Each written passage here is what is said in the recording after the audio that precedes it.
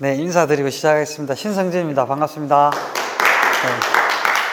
우리 목사님들한테 감히 건강한 재정관이라는 제목으로 강의를 하려고 겁없이 나왔습니다. 제 소개를 잠깐 드리면, 저는 거기 교재에 있는 것처럼 학교 졸업하고 은행에서부터 직장생활 시작을 했고요. 그 다음에 아까 교수님도 말씀하시고 하셨던 코칭이라는 거를 대학원에서 전공해서 어떻게 하면 돈과 관련된 것들을 커뮤니케이션 하면서 잘 코칭할까 이런 것들을 공부를 하고 있고 그렇게 지내왔습니다. 그리고 혹시 오늘 강의 이제 들어보시고 괜찮겠다 싶으면 네이버나 구글에 머니코치 신성진 이렇게 찾아보시면 제가 쓰고 있는 글들이나 영상들 이런 걸 보실 수 있고요. 특히 또 목사님들이시니까 CGN TV에 신성진의 이야기 속 돈 이야기라고 하는 영상을 제가 열 몇 개 찍은 게 있는데 그걸 한번 보시면 제가 평소에 어떻게 얘기하고 있는지 이런 거 좀 찾아보실 수 있을 것 같아요. 지금은 제가 진단하셨던 진단 프로그램 가지고 같이 진단하고 돈에 대한 내 마음을 알아보고 그리고 어떤 변화가 필요한지를 알고 그것을 통해서 어떻게 변화해 갈 건지 찾아가는 그런 과정들을 제가 개인적으로 진행하기도 하고 그런 분들을 양성하는 일들을 그래서 오늘 5가지 정도 테마를 가지고 제가 얘기를 하려고 하는데 아마 다 말씀드리긴 좀 힘들 것 같고요. 전체적으로 오늘 반복되는 말씀들 중에서 은퇴와 관련된 부분들을 어떻게 바라볼 건가라고 하는 건데 저는 한 30년 동안 이제 돈 얘기를 계속 해온 사람으로서 이걸 어떻게 바라볼까라는 측면도 좀 말씀드리고 싶고 저희 아버님이 이제 은퇴한 은퇴를 하시고 지금은 이제 하늘나라 가셨는데 개인적으로 저는 제 아버님 은퇴 이후의 삶에 대해서 크게 고민이 안 되고 되게 감사했던 것 같아요. 왜냐하면 주변에 제 또래 친구들이나 이런 애들은 30대가 되면 아버지가 은퇴하시고 이런 것 때문에 되게 걱정을 하는데 목사님들 은퇴가 70이잖아요, 기본적으로.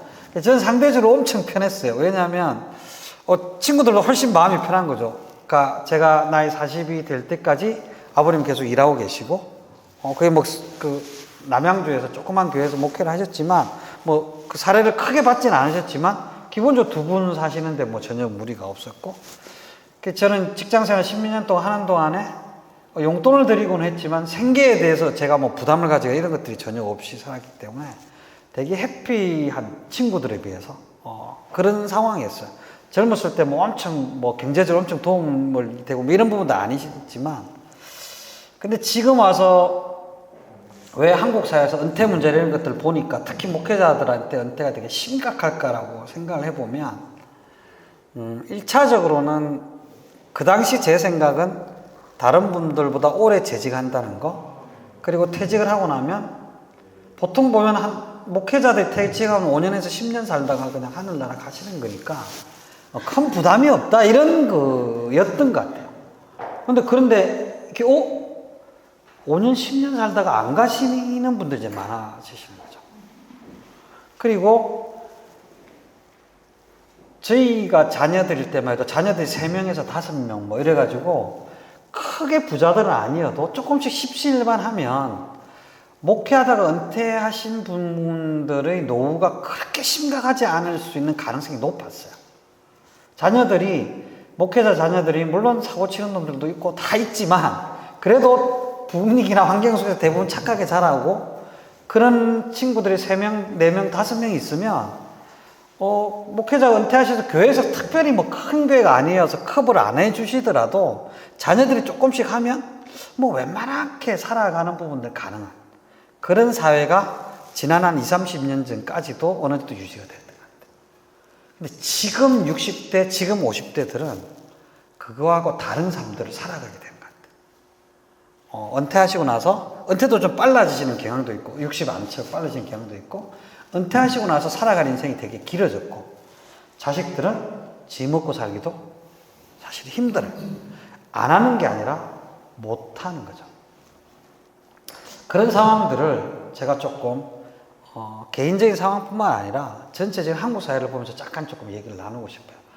그 작년에 그 동영상을 가지고 되게 이슈가 됐던 영상 중에 하나가 나는 세계에서 제일 우울한 나라를 여행했다라고 하는 영상. 얘는 이제 마크 맨슨이라는 미국인데 미국에서 되게 나름대로 유명한 유튜버예요. 이 친구가 한국 사회를 생각하면 세계에서 유례 없는 경제적인 성장을 이뤘고 그리고 사회 문화적인 발전을 이뤘고 그리고 우리는 인정을 잘 하기 싫지만 정치 얘기하면 되게 화나고 성질날 때 많으실 텐데 그런데 사실은 객관적인 기준으로 보면 대한민국처럼 정권 교체가 이루어지는데 무리 없이 이루어져 이런 나라가 별로 없거든요. 그리고 대통령이 마음에 안 들면 국민들이 힘을 써가지고 정권을 바꾸게 하고 이런데 막 피 안 흘리고 이런 나라가 없어요, 사실 세상에. 제가 봤을 때는 저는 이제 원래 학부를 정치학을 전공했는데 사회, 정치, 경제 전반적으로 이렇게 전 세계에서 성장한 나라가 없거든요. 그리고 또 요즘에는 한류라 그래가지고 난리잖아요. 근데 이 친구가 보기에 뭐가 문제였냐면 그런데 그렇게 성장한 대한민국이 왜 저렇게 자살률이 높지? 왜 자살률은 OECD 국가에서 세계 최고지? 그리고 우울증 환자는 그렇게 늘어나고 있지? 이게 이상한 거야. 전 세계가 부러워할 만큼 좋은 나라고 성장한 나라고 뭐 난리인데 왜 저 나라에 사는 사람들은 그렇게 자살률이 높고 그렇게 우울증 환자가 늘어가지? 그래서 한국에 왔어요. 한국에 와서 정신과 의사들도 만나보고 교육학자들도 만나보고 이태원도 가보고 홍대도 가보고 막 이렇게 가보면서 이 친구가 여행을 쫙 하면서 왜 한국은 이런 모순이 있을까라고 하는 거를 쭉 본 거야. 보고 나서 이 친구가 내린 결론은 뭐냐면 한국에서 지배적으로 사람들의 정신을 지배하고 있는 걸 두 가지를 들 수 있는데 하나는 유교, 하나는 자본주의다. 그러니까 유교에서 좋은 거는 뭐냐면 가족이나 공동체를 중요시하고 이런 걸 되게 좋은 점이고 유교에서 나쁜 건 뭐냐면 비교하고 평가하고 판단하고 남의 시선을 바라보고 이런 건데 한국에 좋은 건 없어졌어. 유교의 좋은 점. 공동체를 옛날 중시시키고 이런 건 없어진 것 같아. 근데 나쁜 것만 살아남아 있는 것 같다. 비교하고 평가하고 남의 시선 신경 쓰고 이런 것들. 그리고 또 하나가 자본주의가 한국 사회를 지배하고 있는 것 같은데 자본주의, 서구 자본주의에서 좋은 거는 뭐냐면 개인주의적인 취향을 인정을 해주고 개인적으로 뭔가를 선택하는 것에 지지해주고 이런 것들이 되게 좋은 점이고 나쁜 점은 뭐냐면 모든 걸 다 물질로 평가하고 돈으로 평가하고 하는 물질 중심주의 있어서 이게 나쁜 건데 한국 자본주의에는 개인주의적인 취향이나 성향 인정해주는 건 없어. 그리고 물질 중심으로 가치만 평가하는 것 같아. 이 두 가지가 한국 사회를 지배하고 있는데 그래서 한국 사람들이 끊임없이 압박을 하고 있는 거죠. 물질 중심적인 것들의 압박을 받고 그걸 가지고 비교하고 평가하고 판단하고 그러니까 그러다 보니까 견딜 수가 없는 거예요. 그래서 일부 사람들만 살아남고 건강하게 살아가고 나머지 사람들은 너무 힘든 사회를 살아가고 있다라고 하는 거죠. 그래서 제가 이 친구의 영상을 다시 보고 제가 나름대로 한국 사회를 보고 하는 결론들은 뭐냐면 이 문제가 지금 우리가 3만 불 좀 넘어간 상태인데 이게 4만 불, 5만 불 된다고 해서 해결될 게 아니구나. 우리가 가지고 있는 마인드나 생각을 바꿔야 되는데 이 마인드나 생각을 바꾸는데 성경이 이야기하는 거는 도움이 될까? 뭐 이런 생각들을 이제 해보는 거죠. 그리고 이런 현실이 지금 우리가 차지하고 있는 현실인데 미래는 어떤데라고 보면 미래는 더 암울하죠. 인구는 줄어들고 생산 가능 인구는 줄어들고 노인은 많아지고 해서 한국 사회는 지금보다 훨씬 더 어려워질 거라고 예상하는 사람들이 대부분입니다. 그죠? 그래서 어떤 사회학자는 한국의 출산율과 인구 비중 이런 것들을 보면서 이 나라 망했네요. 그러니까 우리나라를 여러분들이 만약에 우리나라가 보여주고 있는 지표들 출산율이 이렇게 줄어들고 노인 인구가 이렇게 늘어나고 자살률이 높고 이런 것들 만약 우리나라 문제가 아니고 그냥 어떤 나라가 이렇더라고 딱 봤으면 야 여기 망했네. 우리도 아마 얘기하게 될 그런 사회가 우리가 살아가고 있는 사회예요. 그 사회에서 지금 우리 목회자들의 은퇴 문제를 생각을 해보니까 평균적인 소득도 일반인들보다 낮고 은퇴의 삶에 있어서도 가장 걱정되는 게 동거하는데 어려운 부분들이고 노후 준비는 안 돼 있고 이런 상태더라. 그러면 우리가 한국 교회가 이 문제를 감당하고 해결할 수 있을까? 어떻게 생각하세요? 저는 제가 다니는 교회가 서울의 서울중앙교회라고 하는 교회인데 600명 정도 갖고 예산이 한 13억 정도 됩니다. 1년 예산이. 그래서 아마 지금 우리 담임 목사님이 은퇴를 하시고 나면 은퇴 비용을 조금 드리고 이런 부분도 적절한 수준에서 하는 것 정도는 600명 정도 되는 교회는 어느 정도 가능할 것 같아요. 근데 제 아버님이 목회하셨던 교회, 제 아버님이 퇴직하면서 퇴직금을 안 받겠다고 선언을 하셨거든요. 교회가 어렵기 때문에. 그래서 제가 아버지 그러면 안 되죠. 어떻게 하려고 그러십니까? 아버지는 괜찮아요. 아버지는 괜찮은데 왜냐면 자식들이 다 커가지고 아버지 교육비 쓸 일도 없고 다 괜찮으니까 괜찮은데 아버지 다음에는 목회자는 어쩌려고 아버지 그런 식으로 얘기해. 그러면 안 된다. 차라리 돈을 받아 헌금을 하시면 몰라도 그런 식으로 하시면 안 돼. 이런 얘기를 했는데 현실적으로 제가 그 교회를 봤을 때 그 교회가 감당하기가 쉽지 않아요. 그리고 한국 교회를 봤을 때 지금 큰 교회 몇 개 교회들은 은퇴자들의 노후의 삶을 보장을 해줄 수 있겠죠. 목사님들 입장에서는 안 하려고 하는 것 같아 이런 생각을 할 수도 있지만 제가 봤을 때 한국 교회의 90%? 좀 적게 잡아도 80% 정도는 저는 못한다고 봅니다. 안 하는 게 아니에요. 그러니까 하고 싶어도 정말 우리 목사님들 정말 수고하셨고 그 은퇴 이후의 삶을 우리가 좀 보장해 드리고 싶은데 마음은 굴뚝 같은데 못하는 거죠. 대부분. 그런 상태에 있다고 저는 생각합니다. 와가지고 되게 우울한 얘기를 이렇게. 근데 현실의 문제 해결은 우리가 현실을 정확하게 바라보는 것에서 시작되는 것 같아요. 그래서 이제 우리 목사님 내년에 은퇴하신 목사님도 있고 그러면 나름대로 준비하신 것들이 또 있으시고 또 우리 젊은 목사님 이 상황에서 어떻게 준비하실까 할 건데 사실은 같은 사역을 하고 계시고 정말 봉사해 오신 상황에서 이 문제를 어떻게 같이 고민하고 이거 같이 풀어날까라고 하는 부분들을 정말 같이 얘기하셔야 될 것 같아요. 그리고 아까 백성 목사님 말씀하신 거, 교수님 얘기하신 이런 것들을 좀 잘 들으면서 어떻게 준비해야 될까 이런 걸 좀 보셨으면 좋겠다는 생각 저도 같이 듭니다. 근데 저는 조금 다른 차원에서 그 돈과 관련된 이야기를 조금 우리 목사님들한테 제가 좀 말씀드리는 게 좀 거칠 수도 있어요. 근데 이 친구가 그래도 그 나름대로 열심히 살아왔던 목사 가정에서 자라서 그 고신교회에서 몇십 년 동안 계속 살아온 친구가 하는 얘기다라고 좀 받아들여 주시면 좋을 것 같아요. 저는 돈에 대해서 제가 쭉 수십 년 동안 이렇게 교회에서 설교를 들으면서 제가 공부하고 지금은 성경적인 재정 관련한 책을 몇 분하고 같이 쓰려고 공부하고 있는 상황에서 크게 세 가지 정도가 있는 것 같아요. 제가 봤을 때. 첫 번째는 재물은 하나님의 축복이다라고 하는 메시지가 분명하게 있는 것 같아요. 근데 우리가 목사님들 설교하실 때 주로 어떤 부분들을 포커스를 맞추시는지 잘 모르겠는데 제가 왜 처음에 재물은 하나님의 축복이다라고 얘기를 드리는 게 뭐냐면 돈에 대해서 우리가 긍정적으로 생각하고 그 기쁨으로 맞는 마음이나 이런 것들이 있느냐. 그리고 우리가 성도들한테 목사님 설교하실 때 그 돈에 대해서 당신이 부자가 된 거는 하나님 축복하신 거고 그 축복에 대해서 정말 잘 들어야 된다는 긍정적인 걸 가지고 강의를 하고 있느냐라고 하는 측면들에서 제가 질문을 드리는 거예요. 너무나 많은 목사님들이 돈은 그거는 우리를 망칠 수 있는 거야 라는 관점으로 많이 얘기하시는 분들이 많은 것 같아요.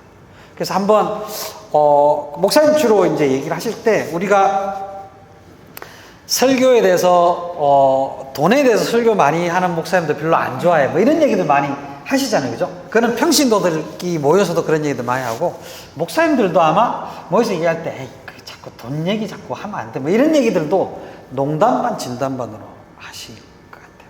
근데 우리 속에 진짜 돈이라고 하는 게 하나님이 주시는 것이다라고 하는 것이 명확하게 있고 내가 설교할 때 그 견지에서 정확하게 설교를 하고 있는지라고 하는 부분들은 저는 많은 목사님한테 그냥 한번 던져보고 싶은 질문이에요. 우리가 다른 거 아니고 그냥 부자 되면 복 받은 거야 신앙생활 잘하는 거야 그러니까 이런 무식한 얘기는 어차피 안 하실 거니까 그게 아니고 우리가 돈을 잘 벌고 성실히 번 사람들한테 그것이 하나님의 축복이고 당신이 성실하게 일한 것의 대가라는 것에 대해서 제대로 인정해주고 있는지에 대해서 한번 생각해 볼 필요가 있다는 생각이 들고요. 두 번째는 뭐냐면 돈이 위험하고 돈을 사랑하며 일만하의 뿌리라고 우리가 얘기를 하는데 왜 그런지에 대해서 우리가 잘 알고 있는지라고 하는 측면들을 한번 생각해 볼 필요가 있습니다. 저는 성경에 많이 나오는 구절들 중에서 왜 돈이 위험한가를 가장 잘 나타내는 구절이 저는 이제 이 구절이라고 생각을 하거든요. 그러니까 이건 아마 잘 알고 계시는 구절이니까 그러니까 부자가 이제 그 창고 짓고 거기 이제 곡식 넣어놓고 야 이제 저거 어떻게 먹고 살아야 되지 뭐 이 고민하고 있는 거잖아요. 꿈꾸면서 이게 현실적으로 적용하면 이게 어떤 상황일까요? 지금 현실에서 적용한다라고. 복권이 돼가지고 어떻게 쓰지 이거? 그죠. 복권 당첨돼서 돈이 생기면 뭐 그럴 수 있습니다. 또 어떤 상황일까요? 주식이 대박나. 코인이 대박나. 또 어떤 상황일까요? 네? 네네.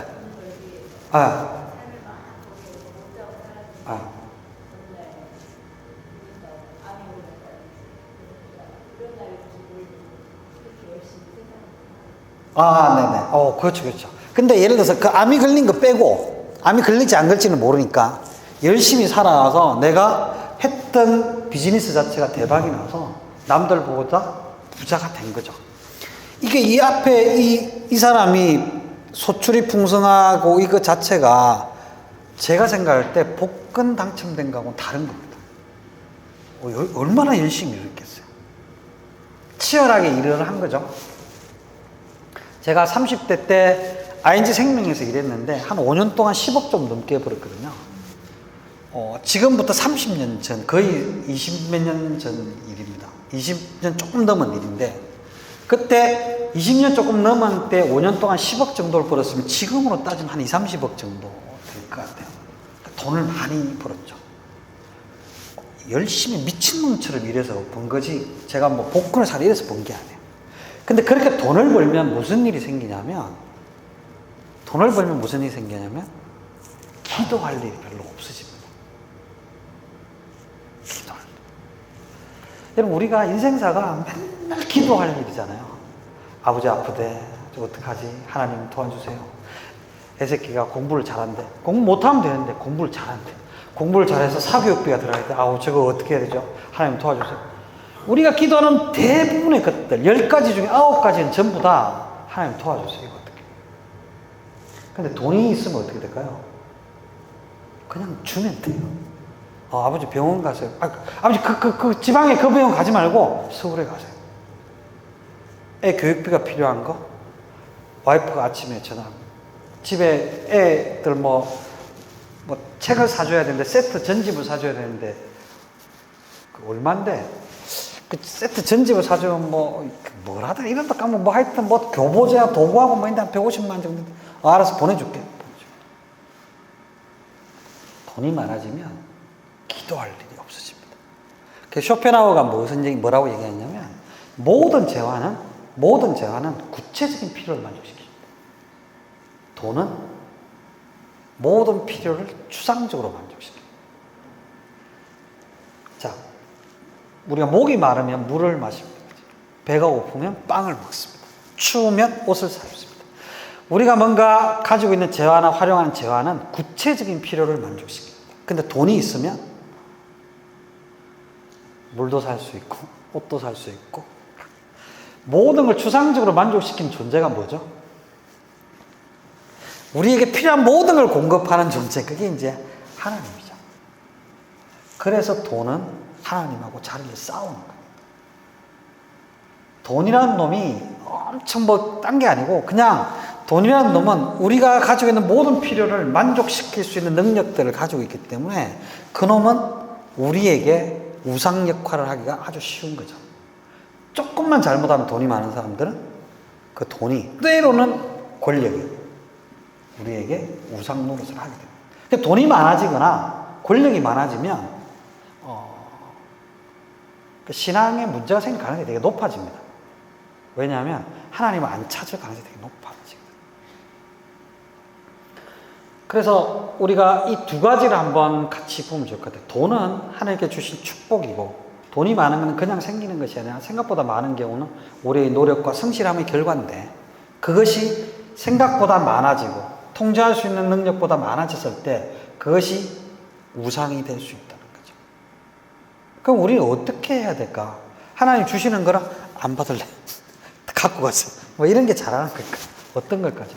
저는 그거를 우리가 그 달란트 비유에서 찾을 수 있는 것 같아요. 한 달란트를 줬든, 두 달란트를, 다섯 달란트를 받든, 지가 받은 거에 대해서 왜 나는 이것밖에 안 줘요? 뭐 이렇게 시비 걸고 하는 게 아니라 그것에 대해서 그냥 잘 다루는 게 필요한 거죠. 그게 한 달란트를 받았든 다섯 달란트. 어떤 사람도 이런 얘기 하거든요. 좀 많으면 좀 잘 관리할 수 있을 것 같은데. 이런 얘기를 하는데, 그게 아니라 지금 작을 때 잘 관리하고 잘 다루어야 또 많을 때도 잘 다룰 수 있는 것 같아요. 근데 이렇게 잘 다루려면 어떻게 해야 될까요? 제가 늘 이렇게 얘기를 드는데, 우리 아까 교수님 이제 IoT 얘기하시면서 이게 4차 산업혁명의 도구잖아요, 이게. 이걸 딱 봤을 때, 많은 분들이 이런 얘기를 했어요. 이게 사탄이 주는 거야. 이걸 보고 있으면 맨날 여기 보고 신경 쓰여가지고, 청소년 수련회 가면 이거 금식해야 되는 거고, 이게 나쁜 걸로 생각해. 이걸 나쁜 걸로 생각하면, 이걸 잘 활용을 하려고 공부를 할까요? 이게 나쁜 거라 생각하면 이거 잘 활용하려면 어떻게 되지 알아보고 찾아보고 써보고 자식들하고 얘기해보고 이렇게 안 하죠. 자꾸 보다 보면 나도 맨날 이거 보고 말씀 안 보고 이거 하게 돼. 자꾸 이렇게 돼. 이걸 잘 사용하려면 이게 되게 유용한 거야. 이걸 잘 쓰면 이걸 가지고 AI하고 얘기하면 설교집도 15분 만에 만들 수 있다? 이런 걸 알아야 돼. 그러면 내가 가지고 있는 설교가 실제로 AI한테 얘기해 봤을 때 얼마나 파워풀한지를 검토를 해볼 수 있나? 이런 걸 가지고 이걸 쓰면 이걸 되게 활용할 수 있고, 이걸 잘 쓰는 법을 얘기를 할 수 있겠죠. 요즘 목사님들 되게 무서운 세상. 한 30분 고민하면 한 20-30분짜리 설교는 AI하고 협업해서 금방 만들 수 있어요. 그게 되게 힘들어지는 거죠. 근데 이걸 잘 사용하면 이걸 통해서 그럼 어떻게 하면 더 파워풀한 걸 만들 수 있게 이렇게 될 수 있거든요.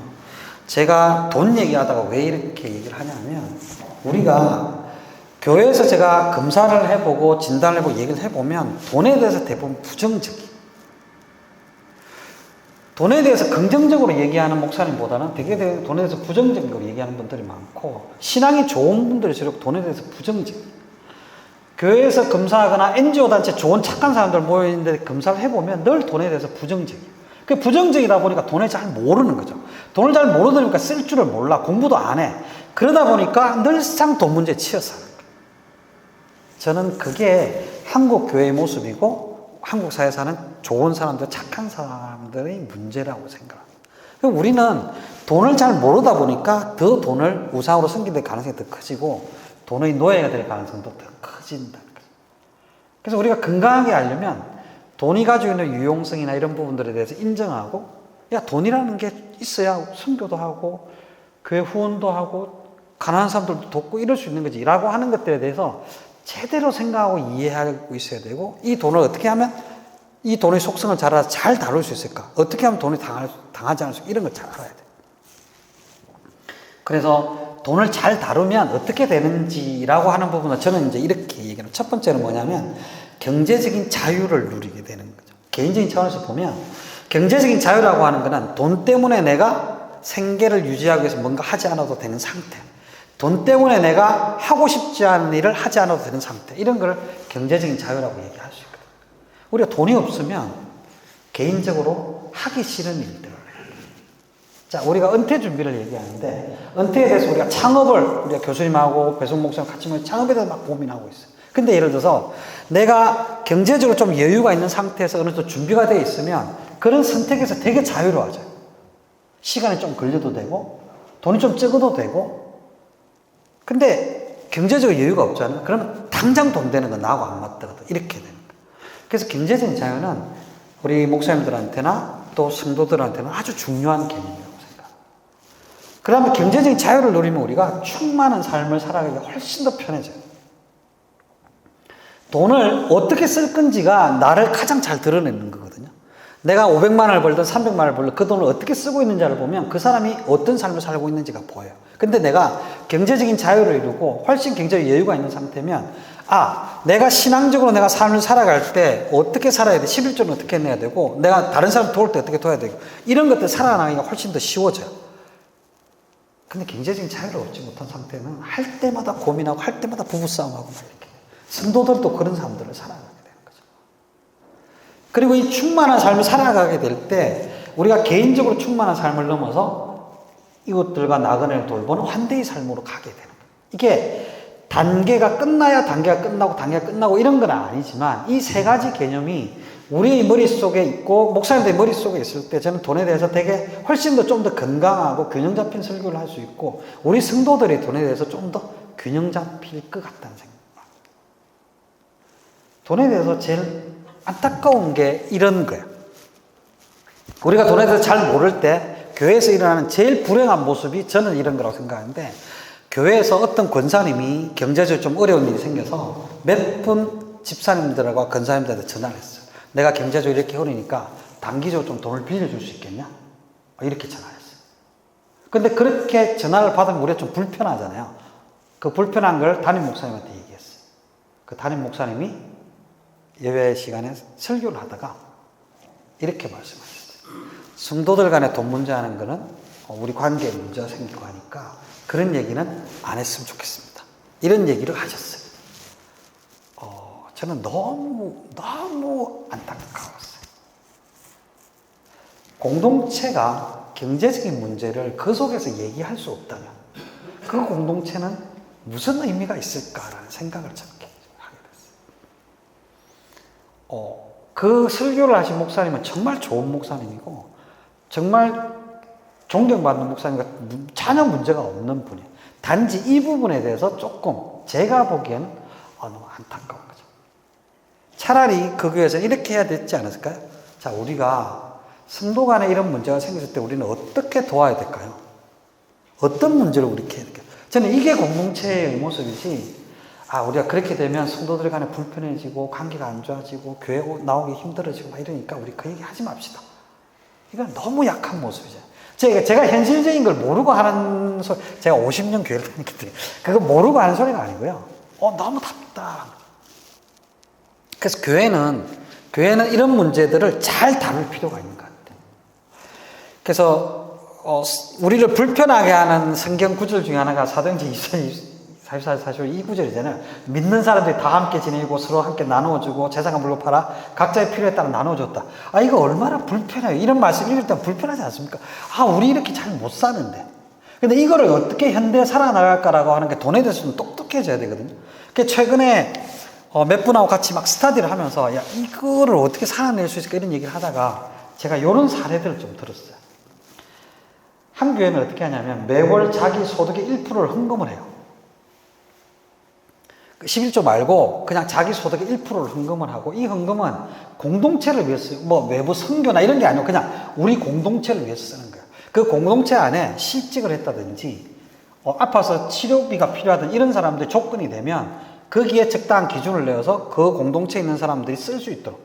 그러면 이런 거죠. 제가 회사를 다니다가 회사가 문을 닫아서 실직을 하게 됐어. 그러면 우리 교회에서 제가 사회봉사위원회라고 교회에서 어려운 분들 나누고 돕고 이런 일을 제가 책임을 맡고 있는데 그런 걸 알리지 않잖아요. 왜냐하면 그분이 힘들고 이런 것도 알리지 않는데 이 공동체에는 어떤 일이 생기냐면 내가 실직했으니까 내가 계속 헌금을 해왔고 우리 교회에서 나를 돕기 위해서 펀딩을 하고 있는 거죠. 그래서 6개월 날 좀 도와주세요라고 자연스럽게 요청할 수 있는 거죠. 여러분 이런 공동체가 파워가 어떨까라는 생각을 한번 제가 해보거든요.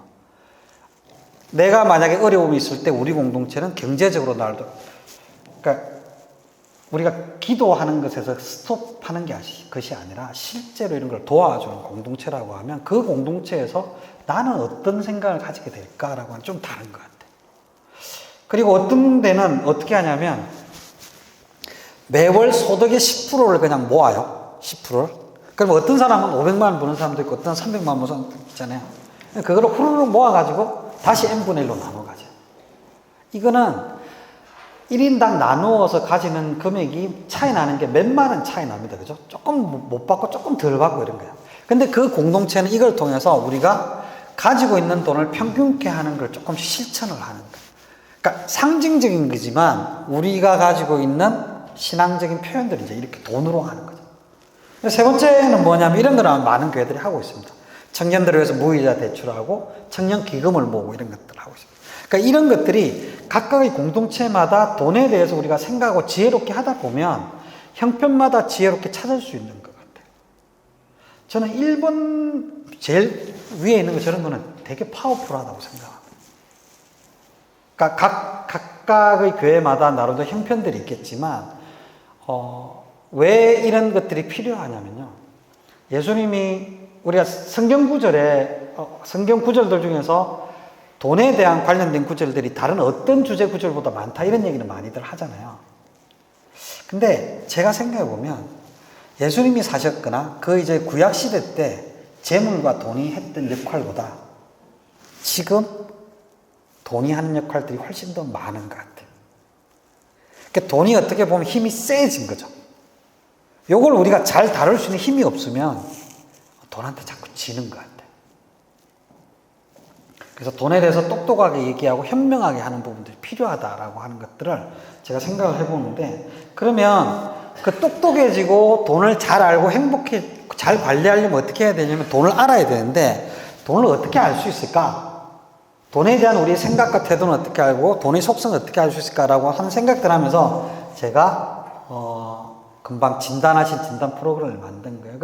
그러면 크게 두 가지를 진단합니다. 첫 번째는 뭐냐면 제가 가지고 있는 생각은 이런 거죠. 돈에 대한 생각이 돈에 대한 행동을 규정하고 돈에 대한 행동이 돈에 대한 상태를 규정한다는 거죠.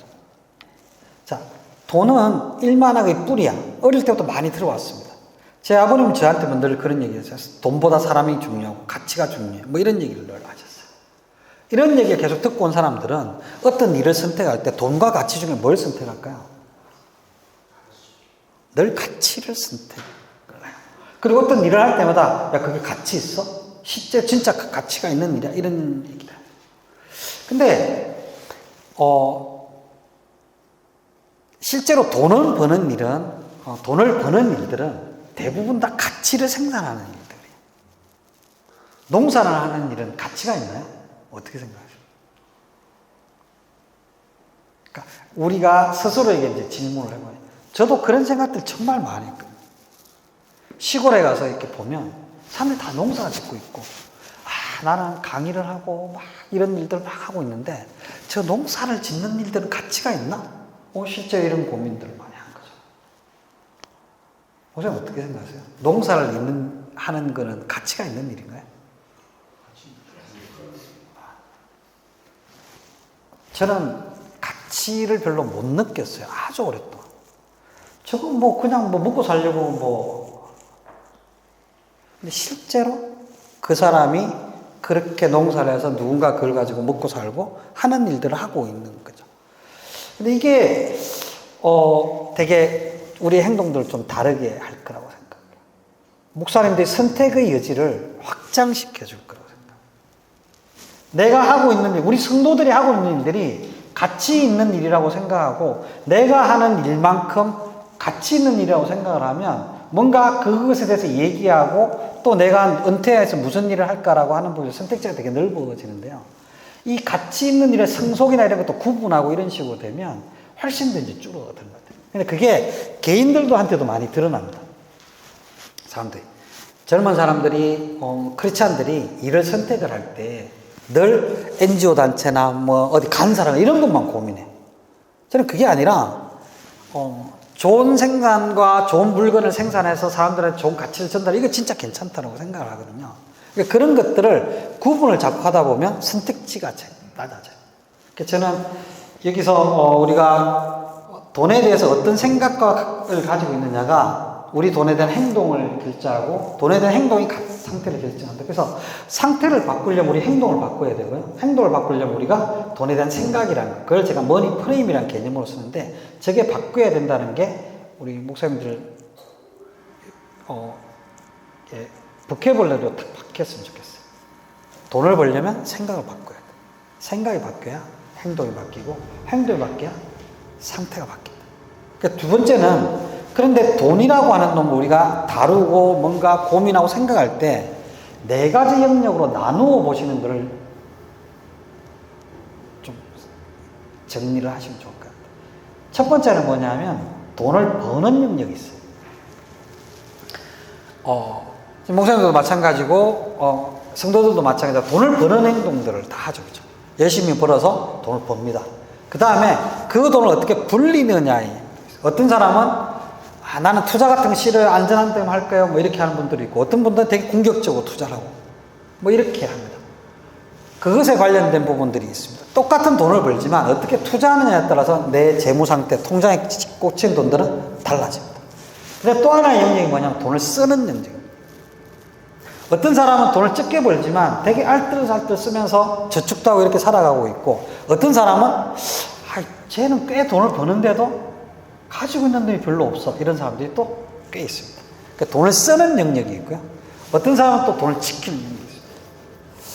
목사님들은 보통 보면 좀 나보다 힘든 후배 목사님이 찾아와서 어려운 일이 이렇게 얘기하고 이러면 어떻게 하세요? 네, 그냥 보냅니까? 대부분 많이 도와주고 이렇게 하잖아요. 근데 그게 우리 목사님들은 그게 되게 익숙해져 있고 이런 부분들인데 그 우리 성도들로 조금 확장을 해보면 자기가 재무적으로 역량이 되고 형편이 되어서 도와준 사람이 있고요. 자기가 안 되는데도 자기의 성향이나 이런 부분들 때문에 도와주는 사람이 있습니다. 근데 이게 어떨 때는 도와줘야 되고 어떨 때는 안 도와줘야 될 때가 있거든요. 그러니까 뭐 제가 후배 목사님들 예를 들었지만 그런 게 아니라 누군가가 목사님들이나 아니면 교회에서 성도 간에 누군가 돈을 빌려주고 막 이런 상태가 이렇게 보면 저 때는 빌려주면 안 되는데 저 정도는 좀 빌려줘 이런 것들이 있거든요. 근데 그게 우리의 심리나 마음들 때문에 그냥 빌려준 사람은 맨날 빌려주고 돈이 여유가 있어도 안 빌려주면 절대 안 빌려주고 뭐 이렇게 하거든요. 근데 그것도 마인드가 있고 마인드에 따라서 내 돈이 그대로 내 통장에 남아있느냐 아니냐 뭐 이런 것들이 결정이 나고요. 그 다음에 상속 정려나 이런 부분들도 목사님들은 지금 뭐 전혀 생각이 없으실 수도 있지만 지금은 옛날에 상속이나 이런 것들은 부자들만의 스토리였는데 지금은 보통 사람들의 스토리가 됐어요. 한 10억 넘어가면 다 상속 문제가 발생하기 때문에 그걸 어떻게 하느냐 이런 것들이 미래에 내가 내 돈을 어떻게 구체적인 계획이나 이런 걸 통해서 내 돈을 잘 지키느냐 하는 영역이 저 네 번째 지키기 영역입니다. 이 네 가지 영역이 우리 삶에 되게 영향을 미칩니다. 많은 사람들은 벌기만 잘 벌면 되지 뭐 이렇게 생각해요. 근데 그렇지 않습니다. 지금 우리가 버는 소득은 제가 기억으로 제가 처음에 회사 직장 취직해서 처음에 받았던 연봉이 아마 2천이 조금 안 되고 이랬던 것 같아요. 근데 지금 좋은 직장, 그때 제가 뭐 월급이 적은 직장은 아니었으니까 좋은 직장에 한 해 연봉이 얼마 정도 되는지 아세요? 괜찮은 직장이? 신입사원? 뭐 월급 좀 주는 공기업이나 아니면 대기업 이런 데 취직하면 1년에 연봉 얼마 정도 될까요? 5천에서 좀 왔다 갔다 이 정도. 많이 올랐죠, 그죠? 근데 많이 오른 걸까요? 제가 한 20몇 년 전에, 거의 30년 전에 처음 받았던 연봉보다 2.5배에서 3배 정도 올랐어요. 많이 잡으면 3배 정도. 근데 물가는 몇 배 올랐죠? 물가는 적게 잡으면 5배 올랐고요. 많이 잡으면 10배 올랐어요. 되게 살기가 힘들어요. 옛날에는 지금 약간 뭐 연배들이 있으시니까 그냥 학교 졸업하고 좋은 대학 안 나와도 돼요. 사실은 저희 친구들 보면 좋은 대학 안 나와도 상관없어요. 그냥 대학 나오고 공부 열심히 하고 사고 안 치고 이랬던 친구들은 지금 괜찮은 회사에 다 부서장들 다 하고 있고요. 정년 퇴직할 때 퇴직금 몇 억씩 다 받아서 나오고 다 이래요. 사고 안 쳤으면. 근데 지금은 어떨까요? 지금 만만치 않아요. 그래서 뭘 해야 되냐면 투자도 해야 돼요. 투자 안 하면 지금은 결혼하고 요즘에 제가 이제 컨설팅 업계에 있잖아요. 금융 컨설팅 하는 업계에 있으면 컨설팅 업계에서 결혼하는 사람들은 중상층 이상으로 봐요. 결혼할 만하니까 하는 거다 이렇게 봐요. 쟤들은 아마 부모들이 도와줘서 뭔가 집을 마련할 수 있거나 이런 것 같아. 아니면 둘이가 엄청 급여가 높아서 대출 좀 해서 갚으면 결혼하고 이럴 수 있을 것 같아. 우리가 살았던 것처럼 단칸방에서 시작 안 하거든요. 그래서 이렇게 보면 옛날보다 살기가 힘들어졌어요. 그러니까 옛날에는 좀 그냥 열심히만 살면 별 문제가 안 되는데 지금은 돈을 버는 것도 문제지만 그걸 잘 아껴서 정말 잘 쓰고 그 다음에 잘 투자해야 되는 시대가 됐어요. 쓰는 것도 마찬가지인데 우리 목사님들 한 30년 전 생각하면 누가 부자인지 가난한지 같은 반에 있는 애들이 뭔지 잘 모르고 살았죠. 제가 어릴 때 집에 이제 제 아버님이 목회하시기 전에 사업을 하셨는데 저희 집에 차가 있고 기사가 있었거든요. 잘 없었잖아요. 그때 벌써 뭐 40년, 50년 지나면. 그러면 차가 학교 앞까지 가면 학교 앞에 최소한 50m 전에 내려요. 왜? 차를 타고 학교 앞까지 다니기 이런 걸 보여주면 안 돼. 이런 게 저희들 인식이, 사회적인 그냥 통념이었어요. 그런 거 하면 그거는 막 돈 있는 거 드러내고 그 천박한 짓이야. 뭐 이런 생각들을 가지고 있어요. 지금 어때요? 우리 목사님들 인스타그램, 페이스북 이런 거 하세요? 그거 하시면 보면 있는 애들이든 없는 애들은 난리잖아요. 막 찍어서 올리고 막 플렉스라고 하거든요. 자기 소비한 것들 드러내고 어디 여행한 거 드러내고. 그러니까 요즘 애들 1년 일해가지고 돈 딱 벌어가지고 여행 가서 쓰고 오고 또 1년 일하고 뭐 내일 일은 난 몰라요. 믿음이 얼마나 좋은지. 그러니까 이렇게 지내는 진짜 뒤끝 없는 애들, 아무 생각 없는 애들 되게 많거든요. 근데 이 네 가지 균형이라는 게 균형을 잡혀야 된다라고 하는 측면들이 되게 의미 있게 보셔야 돼요. 그래서 오늘 저하고 강의 끝나고 나서 두 가지는 기억하셔야 된다. 첫 번째 뭐냐면 돈 문제를 해결하고 다룰 때 우리 돈에 대한 생각 심리, 우리로 치면 돈에 대한 영성 이런 게 정말 중요하다는 거 한 가지. 두 번째는 돈과 관련된 네 가지 역량이 아주 중요하다는 거. 요거를 반드시 좀 기억을 하시면 좋겠습니다. 그래서 그 네 가지를 잠깐 설명드리고 우리가 진단하신 거 잠깐 볼 건데요. 첫 번째는 이제 머니 프레임 개념을 잠깐 좀 말씀을 드릴게요. 자, 이건 이제 인도에 내려오는 우화인데 장님 코끼리 만지기는 딱 보시면 뭔지 아실 거예요. 우리가 돈에 대해서 얘기를 하는 건데 코끼리를 이 상아를 만진 장님한테 물어보는 거죠. 야, 코끼리 어때라고 하면 뭐라고 얘기할까요? 그죠. 뭐 뿔같은 똑똑 딱 뭐 뾰족하고 딱딱해 이런 얘기 하겠죠. 꼬리를 만진 장님한테 야, 코끼리 어때라고 하면 뭐라고 얘기할까요? 그죠. 길쭉하고 뭐 털 달렸고 이렇게 얘기하겠죠. 뒷다리를 만진 장님한테 얘기하면 기둥 같아 이렇게 얘기할 거예요. 세 사람이 모여서 코끼리에 대해서 얘기를 합니다. 한 사람은 뾰족하고 딱딱해. 한 사람은 길쭉하고 한 사람은 기둥 같아. 아이씨, 내가 봤다니까. 뭐 이러면서. 내 만져보고 얘기하는 거라니까 내 만져보고 막 이러면서 얘기하겠죠. 근데 이 세 장님이 하는 얘기가 맞는 이야기인가 틀린 이야기인가? 맞는 얘기인데 왠지 안 맞죠. 최근에 부부싸움을 해보신 적이 있으십니까?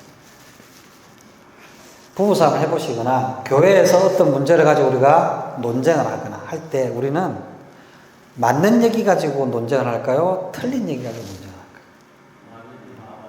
대부분 맞는 얘기 가지고. 자기가 경험한 것들만 맞다고 우기는 경우가 대부분. 근데 우리가 코끼리를 잘 다루려면, 부드러운 데가 있어? 기둥 같은 게 있어? 그렇게 튼튼해? 이런 걸 알아야 코끼리를 제대로 이용할 수 있죠. 무거운 거 있을 때는 코를 이용하면 돼. 코끼리가 생각보다 빠르기 때문에 전쟁 같은 거 할 때 코끼리 타고 가면 돼. 이런 거. 코끼리 죽으면 상하로 보석함을 만들 수 있어. 코끼리를 잘 이용하려면 내가 경험하지 않은 것들 얘기할 때 그걸 잘 받아들여서 전체적으로 이해할 때 코끼리를 잘 이용하게 됩니다. 너 돈 얘기하다가 왜 갑자기 코끼리 얘기하냐? 돈도 그렇습니다. 목사님들이 가지고 계신 돈에 대한 프레임들이 있습니다. 내 경험이 있고 돈은 이런 거야 라고 하는 나의 관점이 있습니다. 다른 사람들이 다른 얘기를 하면 그거는 틀렸어 라고 얘기를 많이 하게 돼요. 그럴 때 우리는 돈의 다른 면을 못 보게 돼요. 성경에도 돈과 관련돼서 되게 다양한 모순적인 이야기들이 있습니다.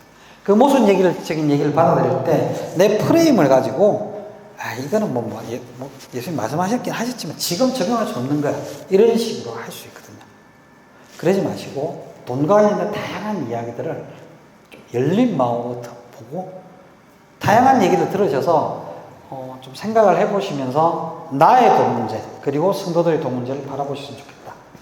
그래서 제가 오늘 던지고 말씀드리는 것들도 신성진이라는 사람이 꼬리 얘기하는 것 같네. 신성진이라는 사람이 상하 얘기하는 건데 이렇게 받아들이시면 되는데 에이 저건 틀렸어.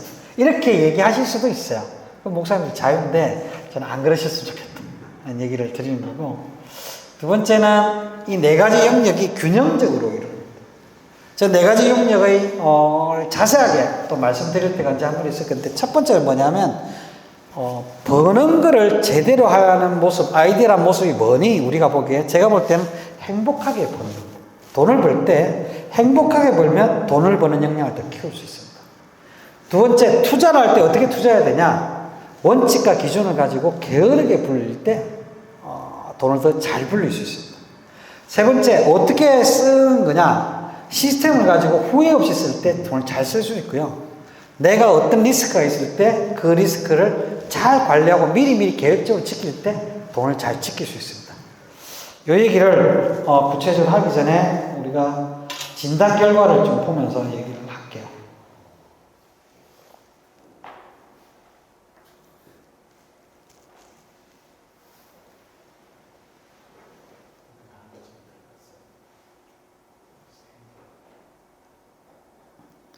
진단은 아까 말씀드린 것처럼 두 가지 진단하는데요. 하나는 돈에 대한 생각과 태도를 진단하는 건데요. 돈에 대한 생각이나 태도 되게 다양한데 그거를 제가 네 가지 관점에서 진단을 해보는 프로그램 만들어요. 첫 번째는 돈에 대한 태도가 긍정적이고 적극적인 사람이 있고 돈에 대한 태도가 부정적이고 소극적인 사람이 있습니다. 우리나라 사람들은 주로 돈에 대해서 긍정적이고 적극적일까요? 부정적이고 소극적인 사람이 많을까요? 어떻게 생각하세요? 후자? 네. 우리가, 목사님, 돈 좋아하세요? 네. 제가요, 물어보면, 돈 좋아하세요? 이러면, 돈 좋아하세요라고 얘기하는 사람들이 대부분이고요. 옛날에는 안 그랬죠. 요즘은 다 목사님도 그렇게 얘기하십니다. 돈이 있어야죠. 이렇게 다들 얘기하세요. 근데 왜 우리나라 사람들은 돈에 부정적일 거라고 생각하세요? 다 돈을 좋아하는데. 왠지 그럴 것 같죠? 그러니까 우리는 돈에 대해서 우리 무의식 쪽에 돈에 대해서 부정적인 느낌이 있고요. 돈을 건강하게 얘기하는 거 쉽게 얘기 못하고 이런 부분들이 깔려 있습니다. 목사님들 중에서도 다른 문제들은 다 얘기하겠지만 돈 문제 얘기 쉽게 잘 못하고 성도들끼리도 그렇고 그렇습니다. 그래서 아까 처음에 제가 좀 말씀드렸거든요. 그러니까 돈 문제 해결하기가 쉽지가 않아요. 이 진단을 해봐도 그렇습니다. 돈에 대해서 부정적인 것이 많고 특히나 이제 교회나 이런 데 진단해보고 이런 게 많이 나요. 두 번째는 돈을 사용하고 생각할 때 좀 공동체 중심적이고 관계 중심적인 사람이 있습니다. 자, 잠깐 누군가가 목사님 너무 수고 많으셨어요 이러면서 돈을 한번 좀 이렇게 주셨다고 집사람이나 장로님 돈 좀 맛있는 거 드시라고 딱 50만 원, 30만 원 이렇게 주셨다고 생각해 보시죠. 그러면 어떻게 쓰실 거예요, 그 돈을?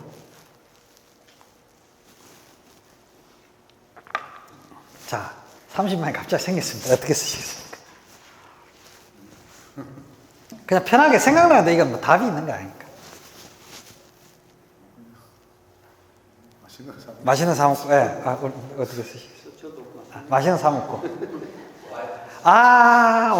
네네. 그죠. 역시, 지혜가. 목사님 안 주고 사모님한테 주시면 어떻게 하시나요? 내가 사고 싶은 거 사시고. 저는 개인적으로 줬을 때는 비춰놨고요. 단체로 줬을 때는 맛있는 거 사고. 맛있는 거 사고. 예. 근데 이게 보면,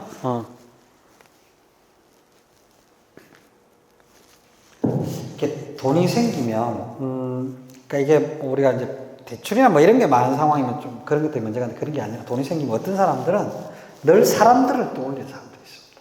누구랑 같이, 가족, 그러니까 우리 목사님들하고 다 했잖아요. 친구도 같이 소주 한잔 해야지. 뭐 이런 게 먼저 생각나는 사람들이 있고요.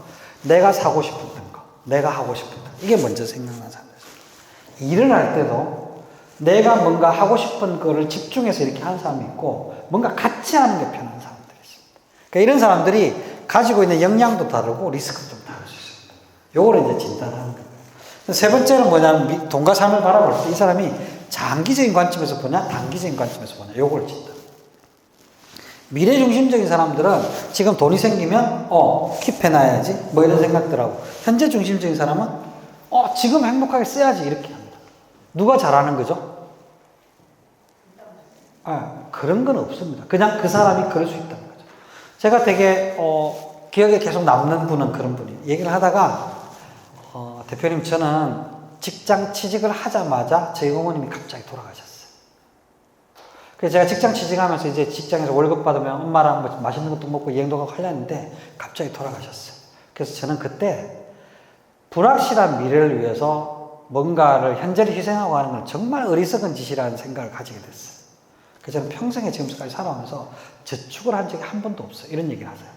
뭐 이분이 잘 사신 걸까요? 잘못 사신 걸까요? 어떻게 생각하세요? 그러니까 뭐 이 잘못되고 이런 게 아니잖아요, 그죠? 우리가 생각해 보면 내가 이제 직장 취직해서 이제 진짜 엄마하고 우리 엄마 나 때문에 고생 많이 했고 막 하려고 하는데 갑자기 돌아왔어요. 이게 뭐지? 야, 인생이라는 게 이게 뭐 미래를 준비한다, 이게 진짜 아무것도 아닐 수도 있구나. 나는 지금 현재 현실을 되게 행복하게 살아야지, 건강하게 충분히 즐기면서. 근데 이분이 그 고민이 생겼어요. 왜냐하면 그 남편도 좋은 직장 다니고 자기도 안정된 직장이 있기 때문에 자기는 그렇게 살아도 아무 문제가 없는데 딸이 자기랑 너무 똑같다는 거예요. 그러니까 나는 괜찮은데 대표님, 우리 딸 어떻게 해요? 우리 딸도 저축을 안 해요. 그래서 해외에 있는데 돌아오면 대표님 꼭 좀 상담 좀 해주셨으면 좋겠습니다. 이런 얘기예요. 그러니까 이게 어떤 건지 좀 이해를 하셨으면 좋겠어요. 이게 미래를 준비한다고 해서 좋은 거고 현재 살다 나쁘고 이런 게 아니라 그 사람이 그렇게 살게 된 다양한 경험들, 신앙, 그러니까 크게 네 가지가 영향을 미치거든요. 첫 번째는 가정 형편, 부모로부터 들어왔던 거. 그 다음에 사회문화적인 환경, 그 다음에 종교, 그 다음에 그 사람이 겪었던 개인적인 아주 큰 경험들. 집에 뭐 아버지가 사업하다 망해가지고 빨간 딱지 붙었던 경험이 있는 사람, 이런 분들은 되게 돈에 대해서 되게 적극적이거나 아니면 돈에 대해서 엄청 관심을 안 가지거나 뭐 이런 형태로 드러나거든요. 그래서 이제 저런 형태로 넣었다고. 그 다음에 미래에 대한 전망이 되게 좀 쉽지 않을 거라고 생각하고 어려울 거라고 생각하고 리스크 중심적인 사고를 하는 분들이 있고요. 되게 기회 중심적이고 그 다음에 낙관적이라고 생각하는 사람들이 있어요. 목사님들 중에서도 그런 분들 있죠.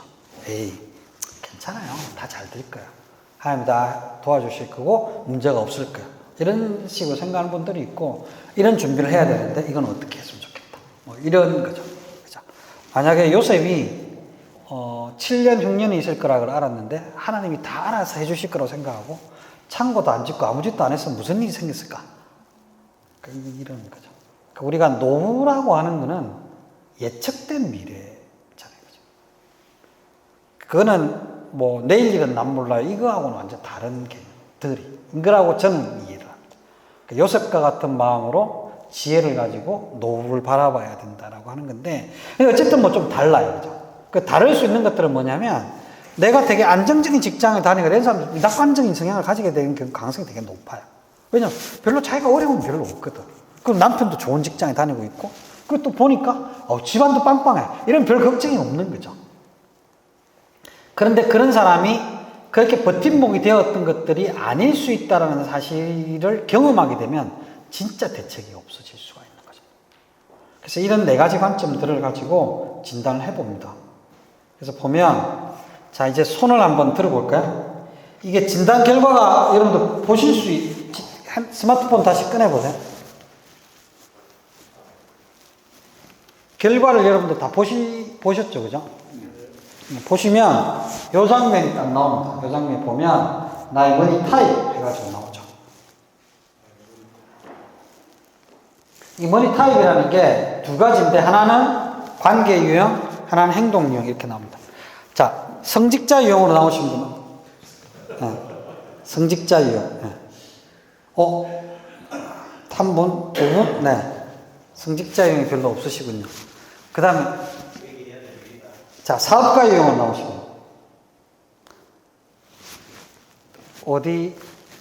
어떤 유형 나오셨죠?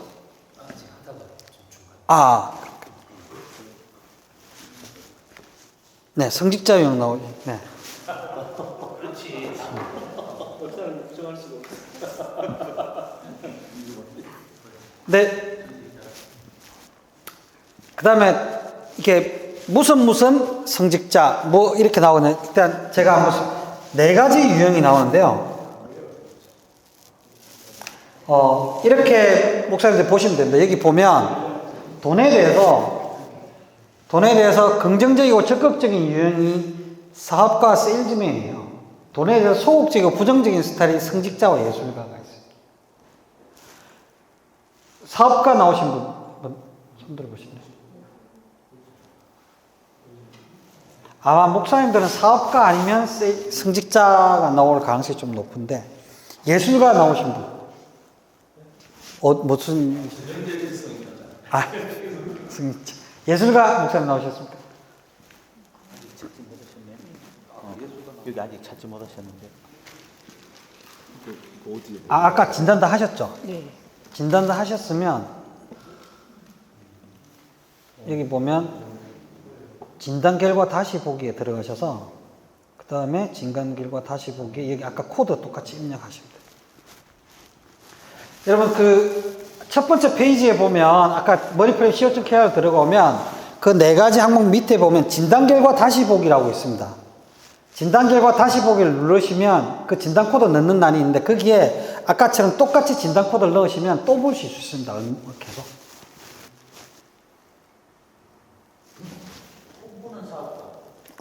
그죠. 예술가에 나오셨습니다. 네. 그러니까 이걸 어떻게 보시면 되냐면, 돈에 대해서, 긍정적이고 적극적인 생각, 돈에 대해서, 돈이라는 게 부자라는 것들은 긍정적이고 그 사람들이 가지고 노력이고 뭐 이런 것들 좀 더 긍정적으로 평가하는 분들이 사업가 세일즈맨으로 나오고요.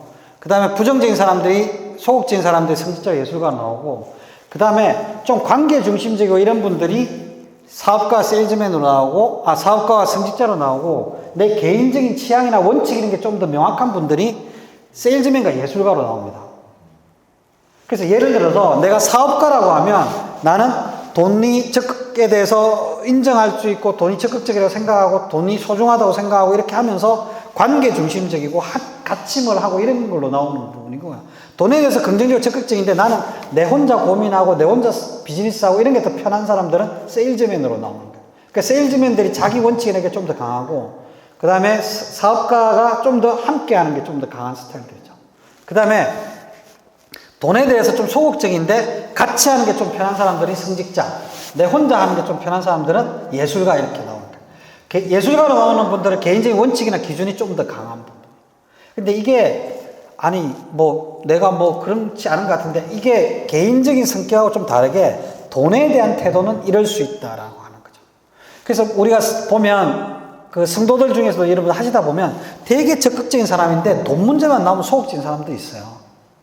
다른 거는 그렇게 고집 안 피우는데 돈 얘기만 하면 되게 고집 피우는 사람들이 있어요. 그러니까 어느 정도 비슷하게 가는데 돈과 관련된 얘기 좀 다른 게 있어요. 그 경험이란 게 나한테 딱 세팅되어서 잘 안 바뀌어요. 물론 바뀔 수 있습니다. 바뀔 수 있는데 그냥 두면 잘 안 바뀐다는 거죠. 그래서 우리가 이제 목사님들 이런 교육을 받고 나면 내가 우리 성도들 봤을 때 저 친구가 성직자 유형, 저 친구가 이 세일즈맨 유형이라서 그런 것 같아. 이런 나름대로 눈이 좀 생기시면 그러면 저 친구 자기 원칙이 좀 강한 친구구나. 이렇게 하면서 좀 얘기를 하실 수, 이해하실 수 있으면 좋을 것 같아요.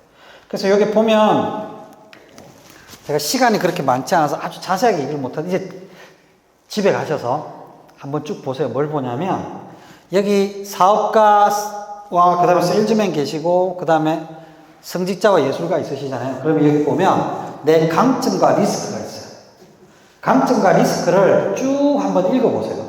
그럼 그 중에서 이게 나한테 이거 진짜 맞는 것 같아 라고 하는 부분이 있어요. 이건 좀 나한테 안 맞는 부분인데 그걸 신경 쓰지 마시고 이건 진짜 내 강점인 것 같아 라고 하는 부분이 있고 내가 이거 진짜 나의 리스크인 것 같아 라고 하는 부분이 있거든요. 그 부분을 한번 생각을 하시면서 그러면 내가 이걸 좀 어떻게 좀 바꿀 수 있을까? 이런 부분도 좀 생각을 해보시죠. 특히 우리 부부 같이 참석하신 분들은 집에 가서 같이 시간을 가지고 좀 얘기를 나눠보세요. 그게 두 분한테도 중요하지만 자녀들한테도 되게 중요해요. 나의 머니 프레임은 누구 영향을 제일 많이 받냐면 우리 부모님의 영향을 제일 많이 받아요. 여러분들이 목사님들 부모님들이 한 30년 전에 이제 막 목회 시작하려거나 막 이럴 때 내가 너희들 혹시 목회라는 게 어려운 거니까 미리 내가 경제적인 것 좀 준비해 줄게 이러면서 삼성전자 주식을 좀 사놨다 그러면 어떨까요? 많이 다르겠죠. 우리가 우리 자녀들한테 그런 역할을 좀 해줄 수 있거든요. 그래서 집에 가셔서 꼭 해보시면 좋겠고요. 그 다음에 행동 유형이라고 하는 건 수식어입니다. 자, 장기적인 거, 단기적인 거 있고요. 그 다음에 이 어렵다고 생각하는 거, 그 다음에 옵티미스틱이 있습니다. 트러블드라고 한다는 여러분들 브릿지 오버 더 트러블드 워터라고 하는 노래 아세요? 이 노래 아는 사람들 다 이제 연식이 좀 되신 분들. 그 사이먼 가펑크의 그 노래가 험한 세상의 다리가 되어 있잖아요. 그러니까 세상이 되게 험하고 만만치 않다고 보는, 패시미스틱은 무조건 안 되라고 보는 그게 아니라 험하에 만만치 않아, 어려운 일이 있을까 이렇게 보는 거예요. 그러니까 옵티미스틱은 괜찮아, 잘 될 거라고. 그래서 미래를 장기적인 관점에서 보고 되게 어렵다고 보는 분들은 신중하고 전략적인 스타일이고요. 그 다음에 미래를 보되 괜찮고 낙관적으로 보는 분들은 되게 꿈꾸는 비전이 있는 이유. 그 다음에 미래는 잘 모르겠고 지금 현재가 중요해. 지금 어떻게 될까 이게 중요하게 생각하는데 세상이 만만치 않다고 보는 분들은 좀 불안하고 충동적인 유형이고요. 그 다음에 낭만적이고 적극적인 유형은 현재 중심적으로 보고 오늘이 중요하다고 생각하면서 걱정이 별로 없습니다. 누가 제일 행복할까요? 자, 손 들어보세요. 낭만적인 유형. 많으실 건데. 목사님들은 낭만적인 유형들 많으세요. 왜? 우리가 낭만적으로 되는 이유는 현재 중심적이고 지금 즐기는 게 좋아서 그런 경우도 있고요. 미래를 생각하면 골치 아프니까 생각 안 해서 그런 경우도 있습니다. 그러니까 낭만적이면 되게 행복해요. 왜냐면 걱정이 별로 없는 거죠. 근데 이런 분들이 어려움이 닥치면 좀 곤란해지고 있고요. 그래서 제가 생각할 때 이런 겁니다. 내가 단기적인 사람들은 장기적이지 못해서 생기는 문제들이 있을 수 있고요. 내가 장기적인 사람들은 현재를 즐기지 못해서 생기는 문제들이 있어요. 그래서 아까 우리가 얘기 중에 나왔지만 열심히 일만 하고 막 고생했는데 암 걸렸대. 이게 너무 슬픈 이야기잖아요. 그죠? 그런 분들한테는 낭만적인 게 좀 도움이 되겠죠. 그죠? 어떻게 보면. 그런 성향이 좀 도움이 될 수도 있는 거죠. 그래서 이게 좋다 나쁘다가 아니고 어떤 게 좀 더 나에게 필요할까라는 측면들에서 보시면 되는데 그걸 보실 때도 여러분들 여기 보시면 여기서 전략적으로 신중한 유형 나오신 분 그래서 보시면 전략적으로 신중한 유형은 장기적인 관점에서 되게 차근차근 이렇게 하는 부분들이죠. 그러니까 이런 부분들은 기회보다는 리스크를 좀 더 중시하고 그걸 챙기는 것들을 봅니다. 근데 이런 분들은 어떤 측면에서 좀 아쉬울 수 있냐면 기회를 놓칠 수 있어요. 리스크를 보다 보니까. 그죠? 그래서 장기적으로 보다 보니까 지금 현재 좀 행복하고 즐길 수 있으면 좋은데 그걸 좀 놓칠 수 있는 그런 부분도 있는 거죠. 그런 걸 보시면 좋겠어요. 비전 있는 꿈꾸는 유형은 괜찮아. 내가 대한민국 최고의 교회를 만들 거야. 뭐 이런 거죠. 그죠? 그러니까 꿈꾸고. 근데 이런 분들의 단점이나 리스크가 뭐냐면 중간중간에 뭔가 약점이나 어려운 점이 있을 때 챙기지 못하는 그런 것들이 있어요. 그걸 한번 보시면 좋겠고요. 그 다음에 불안하고 충동적인 유형은 현재를 계속 보고 그 다음에 좀 불안하기 때문에 현재 쓸데없는 데 안 하고 막 이렇게 하는데 좀 마음이 좀 불편한 때가 많아요. 그러다 보면 어떤 경우에는 몰라 내가 이 정도는 해야지 하면서 사고 치는 분들이 가끔씩 있어요. 그러니까 이거는 목사님들이 꼭 목사님들이 문제가 아니라 나도 그럴 수 있지만 우리 성도들도 그럴 수 있다는 측면을 좀 보시면 좋을 것 같아요. 그 다음에 낭만적이고 적극적인 유형은 좋아요. 왜? 좋아요. 행복해요. 그래서 어떠면 좋을까? 만약에 부부가 두 분 다 목사님도 그렇고 사모님도 그렇고 다 낭만적이야. 이러면 그 가정은 정말 행복할 거예요. 조금 문제 생기면 진짜 어려워져요. 그러니까 성도들이 가정도 그럴 수 있는 거예요. 되게 전략적이고 신중한 사람들끼리 만나면 짱 가지고 맨날 막 붙었어. 근데 그 가정에 보면 별로 행복하고 즐겁지가 않은 것 같아요. 뭐 이런 것들. 그래서 여러분 이런 것들을 좀 보시면 좋을 것 같아요. 그래서 시각이 좀 생기시면 나의 문제를 볼 수 있고 우리 성도들의 문제를 볼 수 있고 이런 데 좀 도움이 될 것 같아요. 그래서 그 다음에 우리가 4가지 영역을 보는데 이 4가지 영역을 보는 방법들만 조금만 말씀을 드릴게요. 첫 번째는 뭐냐면 불리기. 내가 돈을 얼마 잘 불릴 수 있을까 이걸 보는데 잠깐만요. 첫 번째가 불리기가 아니고 벌기인데 잠깐만요.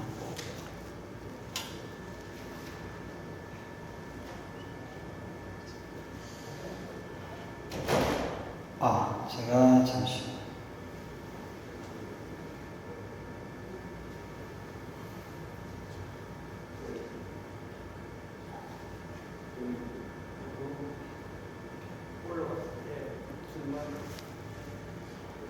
잠깐만요. 네. 제가 요거를 그걸 하면서 조금 미스가 있었는데요. 일단 그 보시면 맨 앞에 나오는 게 뭐냐면 벌기가 나와요. 벌기가 나오는데 그 벌기는 뭐로 구성이 되었냐면 이게 전체적으로 이렇게 구성이 되어 있어요. 전체 점수가 있고 그 밑에 하위 요소들이 있거든요. 내 전체 벌기가 이게 등수라고 생각하시면 됩니다. 점수 숫자로 나오는 게 등수라고 생각하시면 돼요. 여기 있는 게. 이거를 점수라고 100점 만점에 점수라고 생각하지 말고 등수라고 생각하시면 됩니다. 평생에 이런 등수를 받으신 적이 없으실 수 있어요. 그래서 내가 101등에서 100등으로 봤을 때 98등도 있을 수 있고요. 70몇 등도 있을 수 있습니다. 평균적으로 상대적으로 점수가 낮다는 거예요. 그래서 벌기는 뭐로 구성이 되어 있냐면 시작하는 힘, 지속하는 힘, 함께하는 힘 이 3가지로 구성이 되어 있습니다. 그래서 내가 돈을 버는 것에 대해서 어떤 태도를 가지고 있느냐가 시작하는 힘으로 평가하고 뭘 시작하면 얼마나 끝까지 지속적으로 가느냐를 지속하는 힘 가지고 평가하고 내 혼자 일하는 것이 아니라 함께 일해서 성과를 얼마나 더 크게 낼 수 있냐 이걸 함께 있는 힘 가지고 평가합니다. 그래서 그걸 한번 여러분 점수를 보시면 좋을 것 같고요. 그 다음 두 번째가 이제 불리기입니다. 투자와 관련된 것. 이거는 보시면 투자와 관련된 내 심리나 생각이 어떠냐라는 걸 진단하고 그 다음에 투자를 하려면 우리가 지식과 실제로 경험이나 투자와 관련된 역량 이런 게 필요하겠죠. 그게 어떤지를 보는 거예요. 이게 점수들이 다 낮으실 거예요. 그죠? 그래서 등수가 아마 높으실 겁니다. 요거를 좀 키울 필요가 있는 거고요. 그 다음 세 번째가 뭐냐면 쓰기예요. 쓰기는 뭐냐면 쓰기 점수가 높다는 거, 쓰기 역량이 좋다는 거는 뭐냐면 돈을 많이 쓴다는 게 아니고 돈을 내가 쓸 때 쓰고 안 쓸 때 안 쓰고 하는 거를 잘 관리할 수 있는 힘이 있느냐 요거예요. 그죠? 그래서 쓰기 점수가 좋다는 거는 뭐냐면 내가 쓸 때 안 쓰고 뭔가 원칙과 기준을 가지고 잘 쓰고 있는 거죠. 그러니까 요거는 두 가지로 하는데 첫 번째는 뭐냐면 내가 돈을 관리할 수 있는 시스템이 있는지를 보고 두 번째는 내가 심리학에서 이야기하는 행복한 소비를 하고 있는지 아닌지를 보는 거예요. 그걸 가지고 두 가지 역량을 보고 하는 거고, 그 다음에 네 번째 지키기는 돈이 많이 생기면 내 돈을 위협하는 게 크게 세 가지로 나눌 수 있어요. 하나는 여러분 복권 당첨되면 뭐가 찾아오죠? 사람이 찾아와요. 근데 사람이 제일 무서워요. 그러니까 뭐 이렇게 빌려달라, 그다음에 도와달라, 투자해라, 뭐 이렇게 여러 가지로. 근데 두 번째는 뭐냐면 세금이 찾아와요. 세 번째는 질병, 사고 이런 것들이 문제가 돼요. 이 세 가지 관점에서 이 리스크에 대해서 어떻게 대비하고 있는지를 보는 게 지키기 영역입니다. 이 네 가지 영역을 우리 목사님과 사모님들이 집에 가서 보시고 내가 어떻게 왔는지를 잠깐 보시면 좋겠어요. 그래서 오늘 역량들 중에서 제가 최대한 두 가지는 조금 말씀드리는 게 좋겠다 싶어서 좀 말씀을 드리려고 합니다. 최대한 지금이 44분이니까 보통 2시간 정도 하는 강의를 15분 만에 좀 들어봐 주시면 좋겠습니다. 첫 번째는 벌기 얘기를 하려고 하는데요. 우리가 돈을 버는 것에 대해서 우리 마음에 가장 다가오는 성경 구절인 것 같아요. 무슨 일이든지 마음을 다해 주게 하고 사람에게 하지 말라. 어떤 일을 하든지 거룩한 일처럼 하라는 얘기인데, 자, 이 얘기를 우리가 지금 시대에 한번 적용을 한번 해봅시다. 해보면 첫 번째,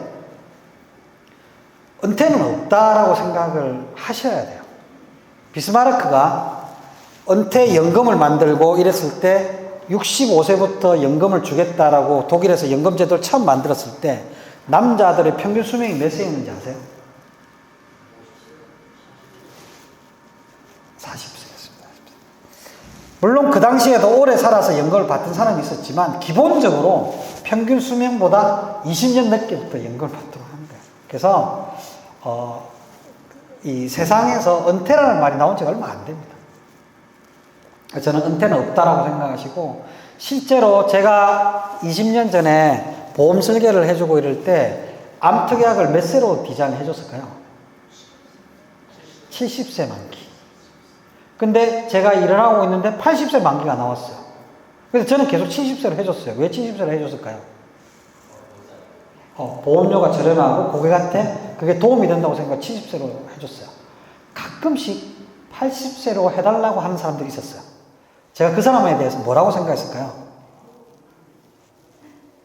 오래 살아서 말려. 아이고 되게 오래 살려고 그러는데 이렇게 생각했어요. 20년 전에 진짜 생각보다 현실. 저는 개인적으로 제 개인적인 롤모델이 누구냐면 김영석 교수님. 김영석 교수님이 지금 103세예요. 지금도 글 쓰고 칼럼 쓰고 강의하면서 지금도 돈 벌고 계세요. 지금은 김영석 교수님이 아주 별나게 독특하지만 그분이 그러잖아요. 65세 정도 되니까 이제 좀 전성기가 오는 것 같더라. 뭐 이제 그때부터 좀 제대로 살 수 있을까? 뭐 이런 얘기들 막 해요. 그러니까 그분 때는 이제 되게 독특했지만 점점 100세에 뭔가를 하는 사람들이 익숙해질 겁니다. 그래서 디자인하고 계획을 하실 때는 100세까지 산다고 생각하시고, 혹시나 하나님이 날 싫어하시면 110세까지 살지도 몰라요. 이런 생각 하시면서 준비하셔야 돼요. 근데 왜 일이라는 게 중요하냐면, 노인이 되면 겪는 고통을 4가지로 얘기합니다. 빈고, 병고, 무의고. 가난해서 힘들고, 아파서 힘들고, 심심해서 힘들고, 외로워서 힘들고. 이 4가지 고통이 다 죽을 만큼 고통이에요. 한국의 노인 자살률이 세계 1위인데 이 4가지 중에 한 가지 때문에 죽습니다. 심심해서 죽고요, 외로워서 죽고요. 꼭 아프고 가난해서만 죽는 게 아니에요. 근데 이 4가지 고통을 한 방에 없애는 게 뭘까요? 그게 일입니다. 그리고 하나님은 우리한테 처음에 창조하셨을 때 생육하고 번성하고 땅을 정복하라고 우리 일하라고 하셨어요. 그죠? 그러니까 일은 기본적으로 인간의 존재 양식, 하나님 일하시니 너희도 일하라고 하는 기본적인 존재 양식이라고 생각합니다. 은퇴하면서 놀 생각 하지 마세요. 불손한 생각. 신앙적이지 않은 생각. 저는 그렇게 생각해요. 그러니까 아프고 힘들어서 이제 더 이상 일하지 못했을 때는 그걸 일 안 한다고 뭐라 하면 안 되죠. 그죠? 그게 아니라 내가 건강하고 일을 할 수 있는데 놀 생각을 하는 거, 기본적으로 하나님 보시기에 불손한 생각이에요. 그러니까 이런 생각들이 우리의 출발이라고 하는 거예요. 그래서 이런 분들, 103세, 90 지금 4세인가? 뭐, 여러분, 이런 친구들 지금 50대, 60대 돼가지고 막 하는 거 보면 아름답지 않습니까? 너무 뷰티풀해요. 그러니까 이런 것들을 보시고 세상이 바뀌고 있다는 것들을 좀 보시면 좋겠고요. 제가 요 얘기를 늘 크리스찬들 아닌 사람들한테도 강의할 때 이 얘기를 합니다. 행복한 사람이 일도 잘하고 돈을 잘 벌까요? 일 잘하고 돈 벌면 행복해질까요? 여러분, 이거는 그럴지도 몰라요. 그럴지도 모릅니다. 돈을 벌면 행복해질 수도 있어요. 근데 지금보다 행복해지면 거의 100% 돈을 더 잘 벌게 돼요. 우리가 끝나고 식당에 갔는데 어느 식당에 딱 갔어요. 그 식당의 주인이 딱 갔는데 어서오세요 막 이런 분위기야. 왠지 그 식당 가면 기분이 좋아. 되게 행복하고 긍정적인 에너지가 막 넘쳐. 그럼 또 가게 되죠. 한 식당을 갔는데 왠지 우울해. 사장부터. 눈 안 마주친 아르바이트생들 전부 다 핸드폰 보고 있어. 그런데 가고 싶으세요? 되게 심플해요. 우리가 진짜 목사님들이 창업 이제 막 같이 교수님하고 막 같이 공부하다가 진짜 좋은 게 생겼어요. 야, 이게 진짜 괜찮은 아이템인 것 같아. 이 얘기를 행복해 보이던 사람, 항상 긍정적인 사람하고 같이 얘기하겠어요? 왠지 우울했던 그 목사하고 얘기하겠어요? 저는 기회가 찾아오고 우리의 생산성이 드러나는데 이 행복하게 보는 게 훨씬 도움이 된다고 생각합니다. 근데 갑자기 행복해야지 이런다고 잘 되는 게 아니잖아요. 그래서 첫 번째는 뭐냐면 돈을 번다는 것에 대해서 긍정적인 정의를 내리는 겁니다. 같이 한번 읽어볼까요? 시작. 노란색으로 된 거 시작. 저는 돈을 번다는 것은 저거라고 생각합니다. 저는 지금 돈을 벌고 있는 거죠. 강의라는 건 돈을 버는 행위입니다. 제가 저런 정의를 내리기 전까지 저도 개인적인 내적인 싸움들이 있었습니다. 왜냐하면 늘 어릴 때부터 돈이라는 게 중요한 게 돈을 사랑하면 일만 뿌리, 돈을 사랑하면 일만 뿌리가 아니라 돈의 일만하게 뿌리인 것처럼 계속 얘기 듣고 자랐고 이러다 보니까 제가 ING에서 세일즈를 하면서 5년 동안 10억을 넘는 돈을 벌면서도 늘 그 돈을 제대로 관리를 못했단 말이에요. 이 돈이 더 있으면 나를 망칠지도 모르기 때문에 빨리 써버려야 되고 좋은 데 써버려야 되고 계속 그렇게 균형 못 맞춰 생각을 했단 말이에요.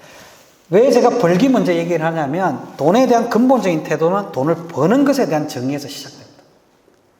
돈을 버는 것을 긍정적으로 정의 못하는 사람이 돈을 잘 관리할 가능성은 거의 없어요. 교회에서 성도들이 왜 돈을 잘 관리하지 못하냐면 돈을 버는 것에 대해서 제대로 된 정의를 잘 못 가지고 있어요. 우리가 같이 일하는 성도들이 나처럼 성직자로서 일을 하지 않더라도 그가 하는 일이 되게 가치 있는 일이라고 진정으로 인정해주고 그렇게 얘기할 때 그 성도가 부자가 될 가능성이 높아져요. 저는 그런 이야기가 교회 내에서 좀 편하게 얘기가 됐으면 좋겠어요. 그러니까 이게 자꾸 나누지 마요. 저는 돈을 잘 벌고 싶거든요. 제가 돈을 잘 번다는 건 뭐냐면 제가 전달하는 내용이나 제가 전달하고 하는 메시지가 가치 있게 받아들여지는 거예요. 지가 좋아하는 얘기를 막 뜯는다고 해서 누가 돈을 주지는 않거든요. 지가 좋아하는 얘기를 뜯었는데 그걸 들었던 사람들이 가치 있다고 판단될 때 돈이 생기는 거예요. 제가 강의를 하다 보면 어떤 분이 정말 좋은 분인데 대표님 저는 정말 좋은 얘기를 좋은 사람들에게 잘 전달하려고 해서 정말 건강하고 좋은 얘기를 전달하는데 왜 저는 돈을 못 벌어요? 라고 얘기를 해요. 당신이 하는 얘기를 다른 사람에게 가치를 인정받지 못하고 있기 때문에 그렇습니다.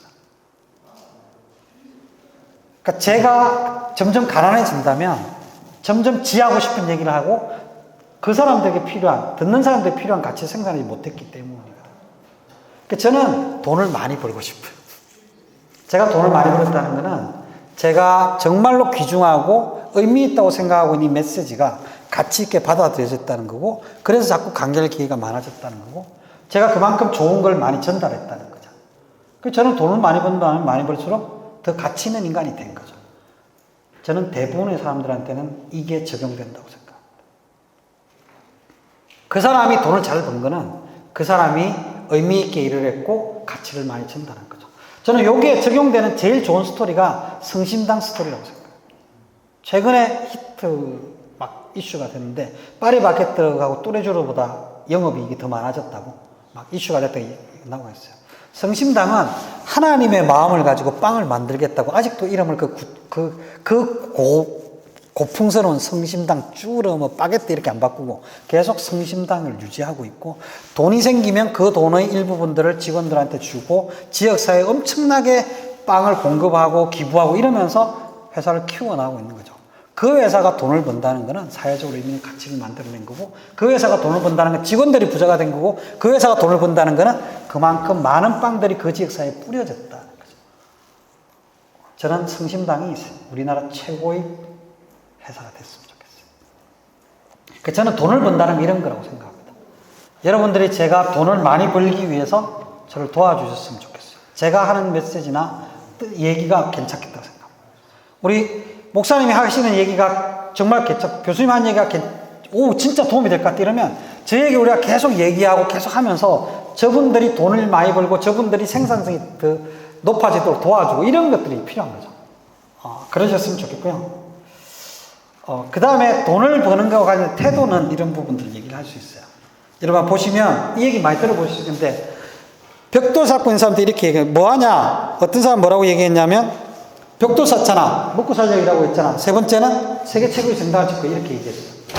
저 세 사람들이 쌓아 올린 성당의 퀄리티가 똑같을까요? 벽돌의 퀄리티가 똑같을까요? 저는 다를 거라고 생각해요.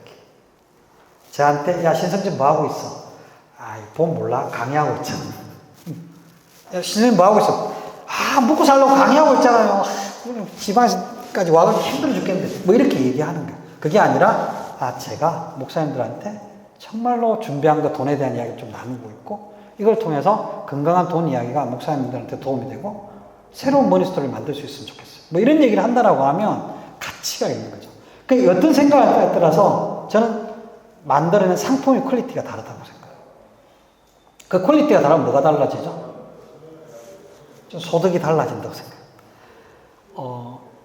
목사님들이 은퇴 이후에 뭔가 일을 하실 때 어떤 마음을 가지고 일을 하냐에 따라서, 우리 배송 목사님이 붕어빵 뭐 하시고 이런 거, 그 붕어빵을 만들 때 어떤 마음을 가지고 하느냐에 따라서 저는 맛이 달라질 거라고 생각해요. 소득이 달라집니다. 100% 달라집니다. 저는 그게 우리에게도 그렇고, 성도들한테도 마찬가지라고 생각합니다.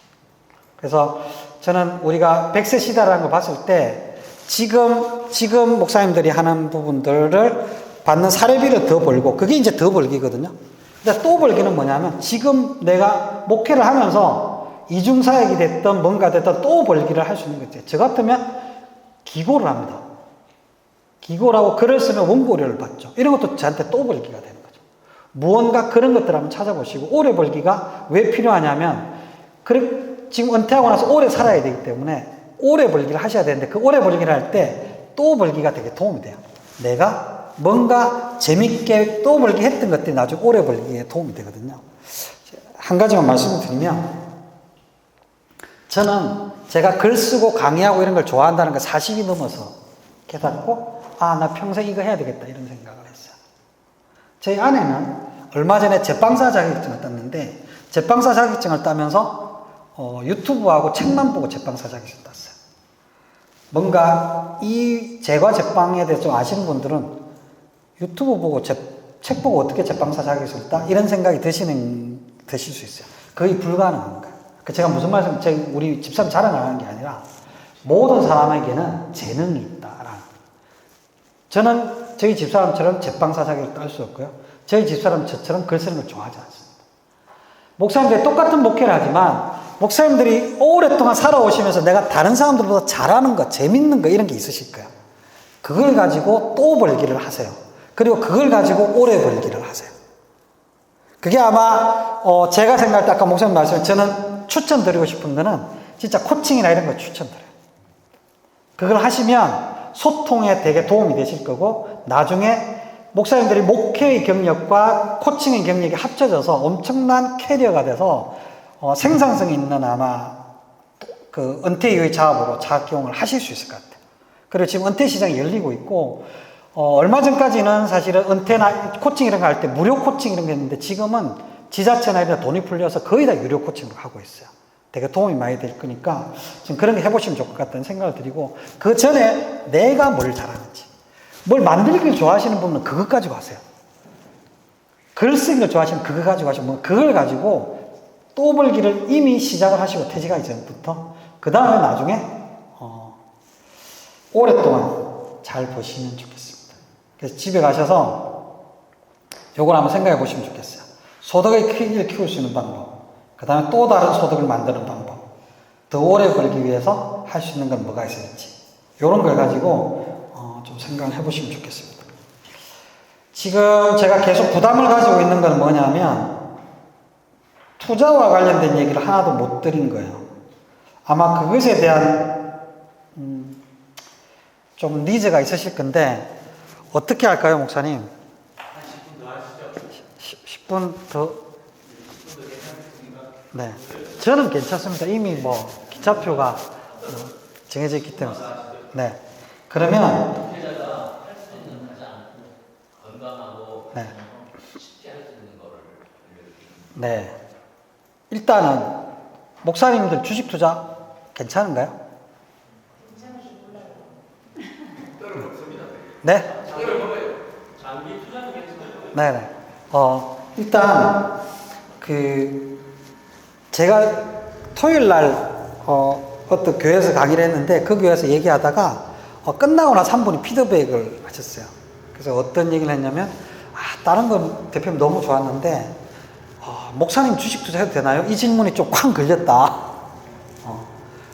아니, 목사가 주식 투자하고 있으면 어떡해요? 이런 느낌이죠, 그죠? 근데 저는, 투자를 해야 된다고 생각합니다. 왜? 돈의 가치가 떨어져요. 자본주의 사회에서 돈의 가치는 계속 떨어집니다. 라면이 처음 나왔을 때 얼마인지 아세요? 얼마 나왔는지 아세요? 라면이 1963년에 처음 나왔을 때 10원이었습니다. 지금 1000원이 됐죠. 가치가 100배가 올랐습니다. 물가가 100배가 올랐다는 건 뭐냐면 돈의 가치가 100분의 1로 떨어졌다는 거예요. 그러니까 자본주의에서는 돈의 가치는 지속적으로 떨어집니다. 여러분들이 돈을 넣어놓은 거를 그걸 은행에 계속 넣어놓으면 그게 물가 상승에 비해서 계속 가치가 떨어져요. 물가 상승이라는 거는 지금 내가 100만 원짜리 안 쓰고 저축해 놓은 게 105만 원이 되는 게 그게 물가 상승이에요. 그런데 내가 은행에 넣어놓은 돈은 102만 원밖에 안 된 거죠. 실제 돈의 가치는 떨어지는 거예요. 그래서 저축도 해야 되지만 투자를 해야 돼요. 장기적인 측면에서. 예를 들어서 내가 10억을 투자해놨다. 10억을 투자해놨다. 어떤 사람은 그걸 은행에 넣어놓고 이자를 받아요. 그러면 2%를 받으면 1년에 2천만 원씩 찾았어요. 내가 좀 투자를 해서 6%를 운영한다 그러면 1년에 6천만 원씩 찾아 쓰는 거예요. 그 다음에 10%씩 운영한다 그러면 1억을 찾았어도 원금이 안 까지는 거죠. 그래서 돈을 모아 나갈 때도 저축이 필요하고요. 투자가 필요하고 돈을 은퇴 후에 쓸 때도 적절한 투자 상품을 운용하는 게 필요해요. 엄청난 차이가 납니다. 그래서 투자를 해야 돼요. 그리고 왜 투자에 대해서 만약에 목사님이 투자하시는 거에 대해서 누군가 시비를 건다. 그럼 왜 그것이 괜찮은지에 대한 논리를 제가 아주 간단하게 얘기하면 자본주의 사회에서 가장 평등하게 사회와 기업의 성장에 참여하는 방법이 주식 투자입니다. 부동산 투자 안 돼요. 목사님들이 어디서 돈을 모아서 부동산 투자 쉽지 않아요. 조그만 월급 벌고 하는 사람들이 그럴 수 없어요. 근데 이재용이든 나든 어쨌든 내가 한 주 투자하면 그 투자한 만큼 내가 기여한 부분도 받는 거예요. 그러니까 주식 투자는 태생부터 그렇습니다. 네덜란드에서 동인도회사 처음 생겼을 때 그때도 왕도 투자하고 하녀도 투자하는 거예요. 그 귀족 신분사회에서 유일하게 평등하게 했던 게 주식 투자예요. 지금도 우리가 어떤 면에서는 신분사회에서 이런 느낌 들잖아요. 이 신분사회에서 유일하게 같이 할 수 있는 게 주식 투자입니다. 단지 이걸 할 때 단기적으로 돈을 벌려고 하다 보면 우상을 섬기게 되고 탐욕의 노예가 될 수 있는 거죠. 그러면 그걸 안 되게 해야 되잖아요. 안 되게 하는 게 뭐냐면 투자는 운전과 같다. 라는 얘기를 제가 많이 해요. 멀리 가니까, 오래 사니까 운전해야 돼. 근데 운전하면서 사고 안 나려면 어떻게 되죠? 속도 잘 지키고, 설할 때 쓰고, 추월하려고 욕심내지 말고 이래야 되잖아요. 그걸 우리가 안전운전이라고 합니다. 그것처럼 우리에게 뭐가 필요하다? 안전 투자가 필요하다. 그 투자하는 방법을 제가 하나만 말씀을 드리도록 하겠습니다.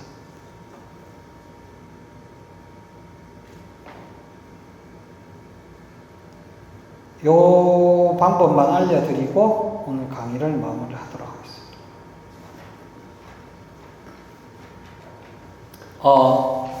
어떤 거냐면요.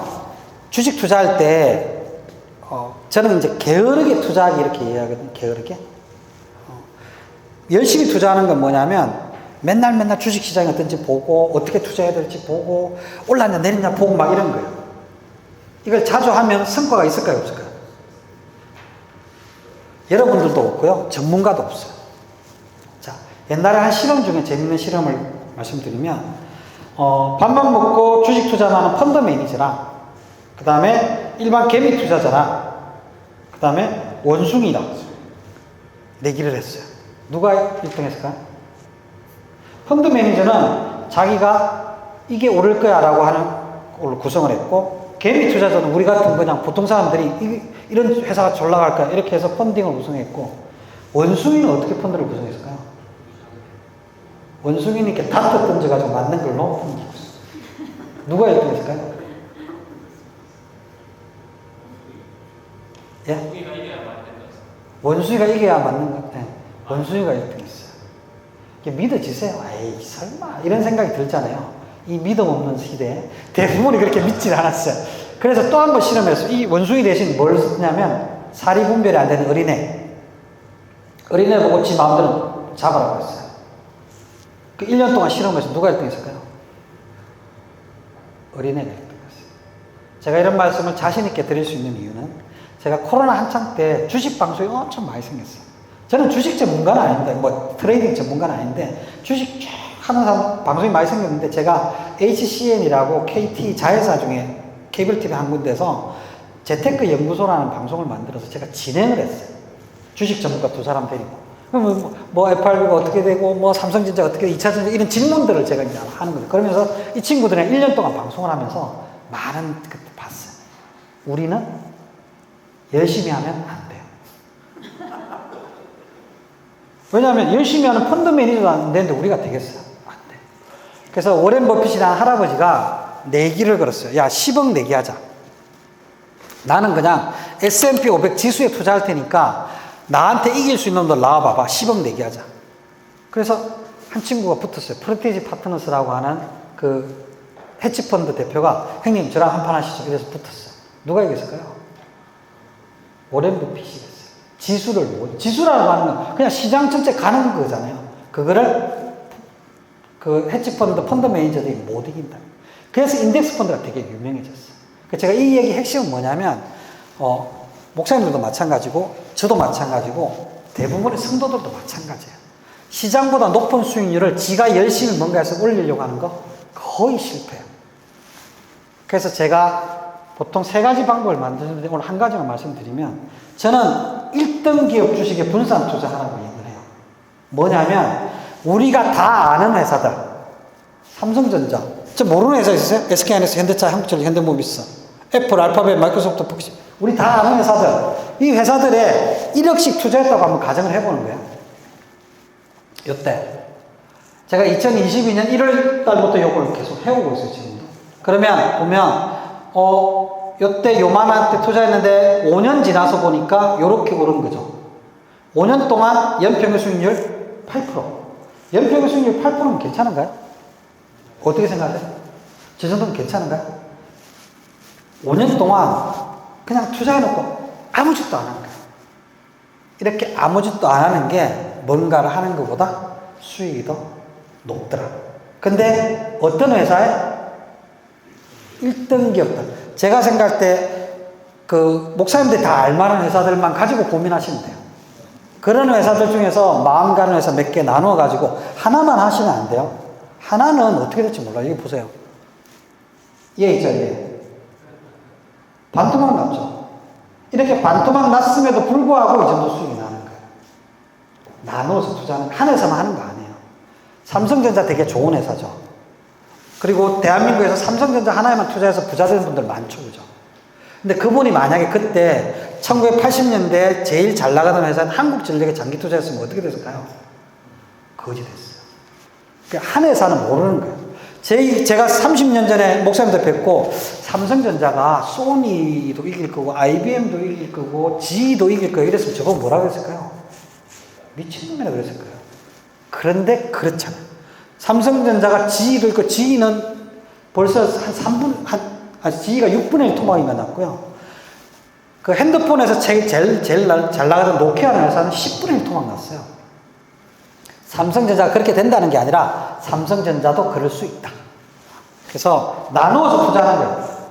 그리고 여기 보시면 미국 같은 경우는 나눠서 투자하는데 연평균 수익률 31%예요. 연평균 수익률 31%면 5억이 5년 뒤에 20억이 돼 4배가 되는 거예요. 저런 투자가 없죠, 그죠?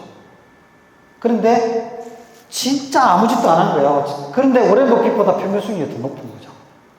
그래서 제가 말씀드린 거 뭐냐면 우리나라 1등에서 10등 아니면 1등에서 길게 30등 안에 드는 회사들 중에서 반도체 잘 된다고 반도체만 몰빵하지 말고 몇 개 나누어서 투자하시라. 근데 이때는 주식시장이 좀 좋을 때였거든요. 요즘 어떻게 보면 4월 12일이면 얼마 안 된 거죠, 그죠? 보시면 1등부터 5등까지 5년 전에 투자하면 연평균 수익률이 11%. 여기에는 배당이 빠진 거예요. 배당 합치면 더 들어가요. 한 13% 정도 되겠죠. 미국 같은 경우는 조금 떨어져서 17% 정도 돼요. 5억이 11억이 된 거, 요거는 8억이 된 거죠. 저 정도 되면 괜찮지. 제가 말씀드리는 거는, 자, 이제 주식 투자 하셔도 좋다.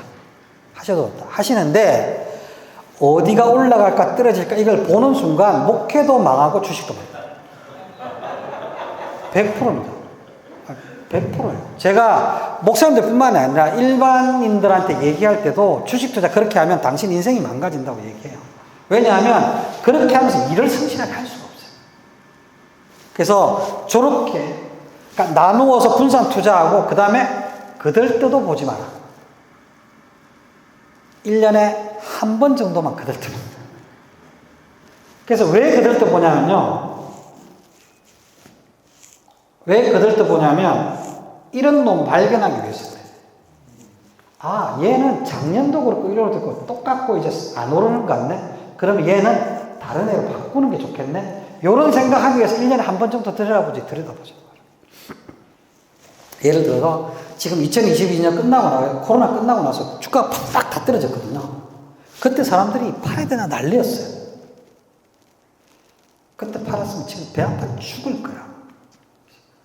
그래서 이런 일들이 계속 일어나기 때문에 저는 한국 주식, 미국 주식. 한국이 좋아요? 미국이 좋아요? 죄송하지만 미국이 좋은 거는 미국 기업들이 주주에 대해서 올바른 태도를 가지고 있어요. 예를 들어서 미국 회사들은 쭉 봐가지고 이거 물 만드는 회사인데 물 만드는데 보니까 판 기술이 중요한 건데 그 기술 가지고 있는 회사 인수하고 그 다음에 뭐 여기다가 뭘 타면 뭐가 좋아요. 그런 회사 인수하고 이래서 이거의 가치를 계속 키워요. 그러니까 시간이 지나가도 계속 가치가 커가는 거야. 근데 반대로 하는 회사도 있어요. 요거 전체 보고 투자했는데 요 돈 된다니까 좀 따로 상장해. 요거 돈 되니까 따로 상장해. 이게 카카오 하는 짓이 이런 거. 그러니까 카카오가 자회사가 몇 개인 줄 아세요? 130개가 넘거든. 제가 확인했어요. 근데 그 중에서 돈 된다는 거 있으면 모빌리티 따로 상장하고 뱅크 따로 상장하고 이거는 큰일 날 일이에요. 그러니까 주주들이 돈을 도둑질하는 일이거든요. 그러니까 우리나라에서 가능하지 미국에는 불가능해요. 그러니까 우리가 미국이 좋은 게 아니라 미국이 자본주의적으로 좀 더 주주에 대해서 제대로 된 태도를 가지고 있고 주주 가치를 제대로 반영을 하는 거예요. 그래서 저는 한국과 미국 주식을 나누어서 하는 게 좋을 것 같아요. 그다음 이렇게 나눠서. 근데 이렇게 하는 거에 문제는 뭐냐면요. 지금 주가가 비싸요. 한 주식만 살려고 그래요. 그럴 때 할 수 있는 게 이 ETF라는 게 있습니다. 그 주식, 국내 주식에서 검색을 하실 때 타이거 탑10이나 그 다음에 여기 보면 테크 탑10 요걸 검색을 해보세요. 요거는 뭐냐면 1등부터 10등 기업에 나누어서 투자하는 ETF예요. 그리고 가격이 요때 한 주당 지금 12,000원밖에 안 하기 때문에 우리가 10만원 투자해도 조금 몇 주 살 수 있어요. 10만원 투자해도 저기다 나누어서 하는 거죠. 근데 아까 보셨던 거는 뭐냐면 이게 주가가 너무 비싸요. 이 한 주가 이게 10몇만 원, 40만 원 막 이렇게 하는 거잖아요. 그러니까 저거 한 주씩만 사도 몇백만 원 확 넘어가 버리는 거죠. 그러니까 우리가 좀 불안하고 힘들 수 있어요. 그래서 속 편하게 하는 거는 여기 조금 더 속 편할 수 있어요.